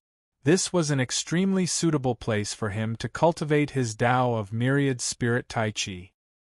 He exclaimed in admiration at the sight of the beautiful 4-9 Immortal Sect. Enlin, it's only been a few days, but you've already found a good place and even built a house. How did you do it? It's a long story, so I'll keep it short. Unlin smiled. Xianyuan Cheng listened with curiosity on his face. It's all fate, Unlin explained. A short period of silence ensued. Xianyuan Cheng, that's it? Unlin, I'm done. Xianyuan Cheng. This story was so short that he couldn't accept it. Under Xianyuan Cheng's King resentful gaze, Unlin began to recount his adventures during this holiday. The story was full of ups and downs, and he had encountered countless miraculous encounters. Xianyuan Cheng couldn't help but sigh with emotion after listening to Unlin's story. Unlin, you're a man blessed with great opportunities. You encounter earth-shattering events no matter where you go. Would you believe me if I told you that I just want to cultivate peacefully? Unlin asked with a sad expression. Xianyuan Cheng. Unlin replied with a weary expression, I knew you wouldn't believe me. Xianyuan Cheng shook his head. No, I'm trying my best to believe you. Unlin. The two of them chatted as they made their way toward the bright moon lake. Bai Ling, Lu Qianhuan, and Xiao Zhe had already begun to set up spell formations around the entire sect according to the 99-fold extreme heavenly spell formation. Xianyuan Cheng was also quite knowledgeable in the Tao of spell formations, so he also joined in on the construction of the spell formations. Su Qianyun returned to the Greenwood Imperial family to spread the news of the 4-9 Immortal Sect's grand ceremony throughout the kingdom of the Nine State. Thus, Unlin and Dabai began to slack off again. The two of them sat on a rock beside the bright moon lake and spaced out. Unlin felt like he had a lot of free time as the sect leader. He had already informed Xiao Hong, Bryce, Tang Shiman, and the others about the sect's founding ceremony, and all of them had promised to come before that day. Sigh, I wonder when Celestial Maiden Xiaolan is coming? Unlin stared blankly at the clear blue sky in the distance. There were clouds of different shapes and sizes drifting through the sky. I don't know when I'll be able to attain my domain, Lin, Master, Unlin said with a bitter expression. Unlin could sense Dabai's anxiety, and he patted Dabai's furry head with a smile. Don't worry, just let nature take its course. No matter what your cultivation base is, I won't turn my back on you. There's a saying that goes, don't abandon your wife. That's roughly what it means. Big Brotherin, please don't use idioms to taint our beautiful relationship. Woof. Dabai rolled his eyes. Even though there was a hint of displeasure on his face, he was quite touched and happy in his heart. Right at this moment, a streak of golden flames pierced through the white clouds in the sky before flying toward them from the distance. Unlin raised his head to discover a familiar yet nostalgic figure. Unlin, a pleasant voice called out to him. A woman in a jade barley ink garment descended from the sky like a graceful bird. Her features were as clear as water, and her features were as beautiful as jade. Her disposition was transcendent and transcendent. Yes, she was referring to Xiaolan. She blinked at Unlin with a faint smile. Did you miss me? Unlin didn't say anything. Instead, he gave her a big hug in response. He hugged her soft and warm body and breathed in her unique fragrance. Her hair brushed past his cheek like the gentle caress of a lover. It was a wonderful feeling. Dabai stared blankly at this scene with only one sentence reverberating in his mind. What happened to the saying that don't abandon your wife? This was clearly a case of forgetting your old dog after finding a new one. It was clearly the one who was ridden first. Perhaps it was because she had been hugged for too long, but Su Xiaolan gently pushed Unlin away with a blush on her face. All right, we haven't been apart for that long. Is there a need to be so emotional? You don't know this, but I've been on the brink of death a few times these past few days. I almost thought I'd never see you again. Unlin complained. It's that serious? Su Xiaolan pinched Unlin's face with her slender hand and began to examine Unlin's condition with her divine sense. She then heaved a sigh of relief and asked, What happened? It's a very serious matter. It's a long story, Unlin replied. It's fine. Make it short, Su Xiaolan said. No, I want to tell you slowly. Lin extended a hand towards Su Xiaolan's delicate hand, which was resting on his cheek, and they strolled along the bright moon lake with a smile on his face. Of course I have to tell you about my heroic deeds. Su Xiaolan glared at Lin. Humph, I knew you'd be like this. The two of them strolled along the lakeside. A white figure stood blankly on the spot, messy in the wind. Dabai suddenly came to his senses and pulled out a golden ball of food from his storage ring before gnawing on it. A burst of energy began to soothe his negative emotions, and his entire body became invigorated. Phew, who would have thought that the dog food inheritance I obtained from the Purple Star would be my most practical inheritance? Woof. Dabai spoke with a melancholy expression, and Lin held onto Su Xiaolan's hand as he recounted his heroic deeds. He felt like this was even more satisfying than flexing in a fight. Su Xiaolan was also a very good listener and would occasionally point out some shortcomings in battle. For example, when Lin ran into the Divine Mountain and encountered a fork in the road, he could use the Divine Liquid Creation technique to mimic his aura and split up to disrupt his enemy's pursuit. The two of them walked and chatted for a long time. Finally, Lin pulled out the phoenix egg. Lin smiled. Look, this is little Huang. Su Xiaolan stroked the golden phoenix egg with a dainty smile. Little Huang?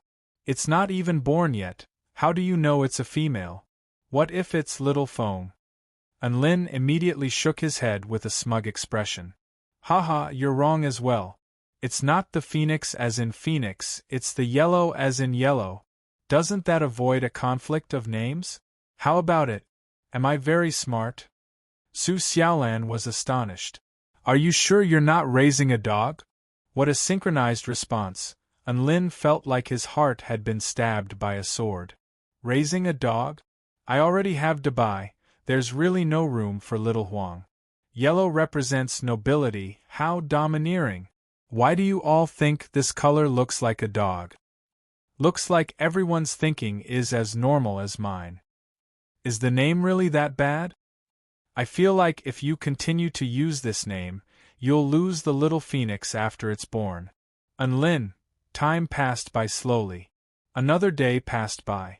Little Lang, Bryce, Tang Shiman, Xiao Hong, Xiao Chou, Little Tian, Yao Mingxi, Yao Xiu, Xianju, Zhao Huayin, Lu Debao, Hu Guan, Sun Xinglian, Luo Ziping, Miao Tian, and Zhong Yongyan all arrived at the new sect. The sect's founding ceremony had finally begun. Chapter 756. Purple Star State, Land of the Fallen Phoenix. What was once 1,000 miles of scorched earth had now become a boundless grassland. Grandma! Hurry up, don't be late. A little girl in plain clothes with a clean face and a pair of bright and spirited eyes was skipping ahead of them, looking at her grandmother behind her with a smile on her face. Io, I'm getting old, my body can't take it anymore. It's fine if you don't show some concern, but you still have to urge me. An old woman walked forward unhurriedly.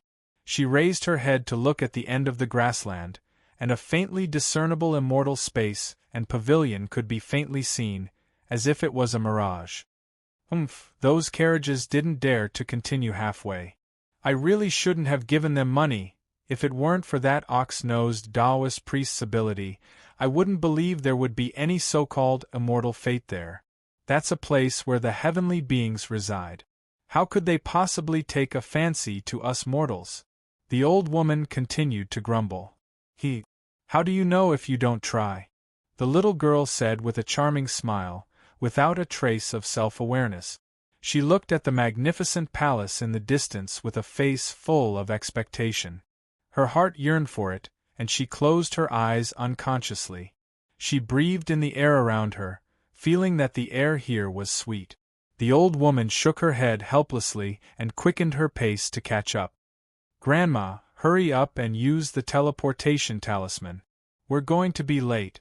Is the divine traversing talisman supposed to be used so carelessly? That's to save our lives. But Taoist priest Nyonyo gave us 100. That's enough to save my life 100 times. I can't use it carelessly. If we miss out on the opportunity to become immortals because we can't bear to use the divine Strider talisman, then we'll lose the big one for the small one." The little girl pouted and looked at the old grandma with dissatisfaction. The old woman chuckled. "You're speaking as if you'll definitely obtain an immortal fate if you go there. Who gave you such confidence?" "Taoist priest Nyonyo gave it to me." The little girl raised her adorable little face, and was very confident. The old woman, rumble. At this moment, the ground shook. Roar. A loud roar scared the little girl so much that her face turned pale. They saw 3 extremely huge tigers pulling a beautifully decorated carriage, whizzing past them, madly rushing towards the legendary sect. So powerful! After being given a fright, the little girl looked at the carriage in the distance and patted her chest. Looking at the palace in the distance, she became even more expectant. Rumble! A loud sound came from the sky. The little girl looked up at the sky and her mouth opened wide. An incomparably huge flying ship, like a giant fish in the sky, broke through the clouds and flew into the distance. Its surface was overflowing with brilliant colors, and its brilliance dyed the sky with colors. One look and anyone could tell that it was an extraordinary immortal item. Amazing! Are these immortals going to participate in the Immortal Sect's founding ceremony? The little girl exclaimed. Boom, boom, boom! A few more immortal boats appeared in the clouds and flew toward the legendary place. Every single immortal boat was like a primeval colossal beast, and they emitted a pressure that was difficult to endure. Countless rays of light tore through the air, drawing beautiful rainbows in the sky. These spirit-nurturing stage cultivators were like immortals in the sky, ethereal and graceful. Their destination was the center of the grassland. A flaming flying bull pulled the flying carriage and suddenly charged over the little girl and the old woman. The heat wave it set off even knocked the 2 people on the ground over. Grandma, are you all right?" The little girl ran over to the old woman and helped her up. I'm fine. I have a constitution that can topple over easily. It's just a pity that the cow is too fast. Otherwise, we could have scammed a few spirit stones out of it," the old woman replied with a buoyant grin. The little girl. The 2 of them continued onward, and the grassland gradually became more and more lively. There were immortals flying in the sky, flying ships glowing with brilliant lights, and huge beasts running on the ground. There were countless of them. The little girl's initial shock had also been replaced by numbness. She looked up at the immortal sect in the distance, and wiped the sweat from her delicate face. The confident expression on her face had disappeared, and it was replaced by an unconcealable sense of inferiority. All those flying in the sky and running on the ground were immortals, and they were mortals, at the 4-9 Immortal Sect's founding ceremony. This was a momentous occasion that shook the entire kingdom of the 9 states, and countless sects came to attend. The realm of the fallen phoenix of the Purple Star State was truly being visited by countless immortals. And Lin stood on the rostrum of the 4-9 Immortal Sect's largest Dao Plaza, and he couldn't help but feel like this was quite a spectacular sight to behold.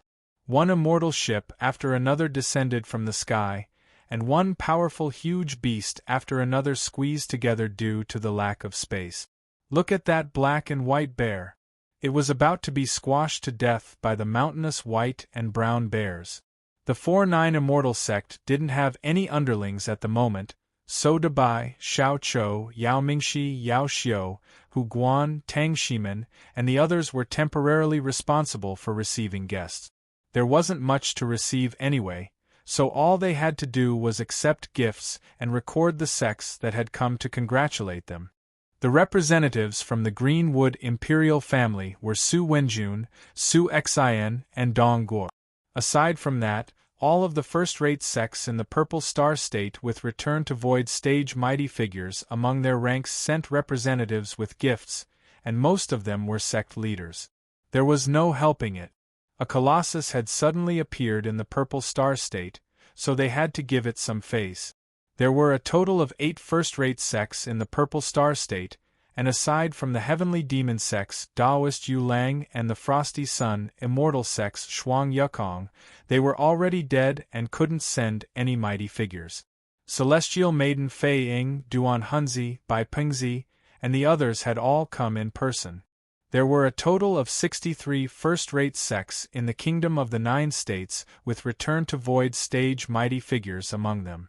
55 first-rate sects had sent representatives with congratulatory gifts, which amounted to 43 Return to Void stage mighty figures.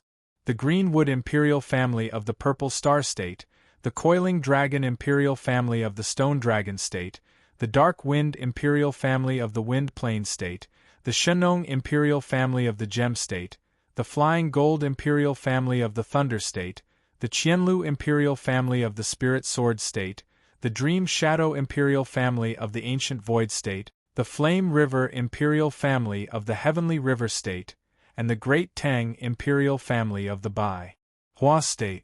The 9 Imperials had all sent Imperial family members and Return to Void stage immortal generals. Before they knew it, over 50 Return to Void stage mighty figures had already gathered. This was definitely a terrifying lineup. Even the hosts, Unlin and the others, were a little dazed by this grand spectacle. After exchanging some pleasantries with the sect leaders of the first-rate sects, Unlin's mouth was parched, and he took a sip of tea before turning to the beautiful woman beside him. Su Qianyun, how did you announce the news? Why did so many cultivators come? Why do I feel like we've gone too far? His original intention was to release the news and attract a wave of sects to come over to congratulate him. Then, he could happily earn some congratulatory gift money. However, he didn't think that he would have to make such a big fuss. This had become a super grand ceremony of the Kingdom of the Nine States. Unlin was extremely horrified at this moment. He finally realized just how powerful the cultivators of the Kingdom of the Nine States were. Setting aside the number of Dao integration stage mighty figures, just the number of powerful beings gathered here was enough to raise a first-rate force like the Holy Glacial Lands or the Dark Marshlands to the ground. How did I announce the news? Su Qianyun blinked as she spoke in a mellow voice. I told you that our immortal sect has several Return to Void stage mighty figures among our ranks. We have the inheritances of the 4 great sects, the Celestial Court, the Primordial Dragon Tribe, the Fairy Tribe, the Ancient Man Tribe, the Blood Tribe, and the Purple Star Civilization. Our goal is to become the 5th super sect of the Kingdom of the Nine States.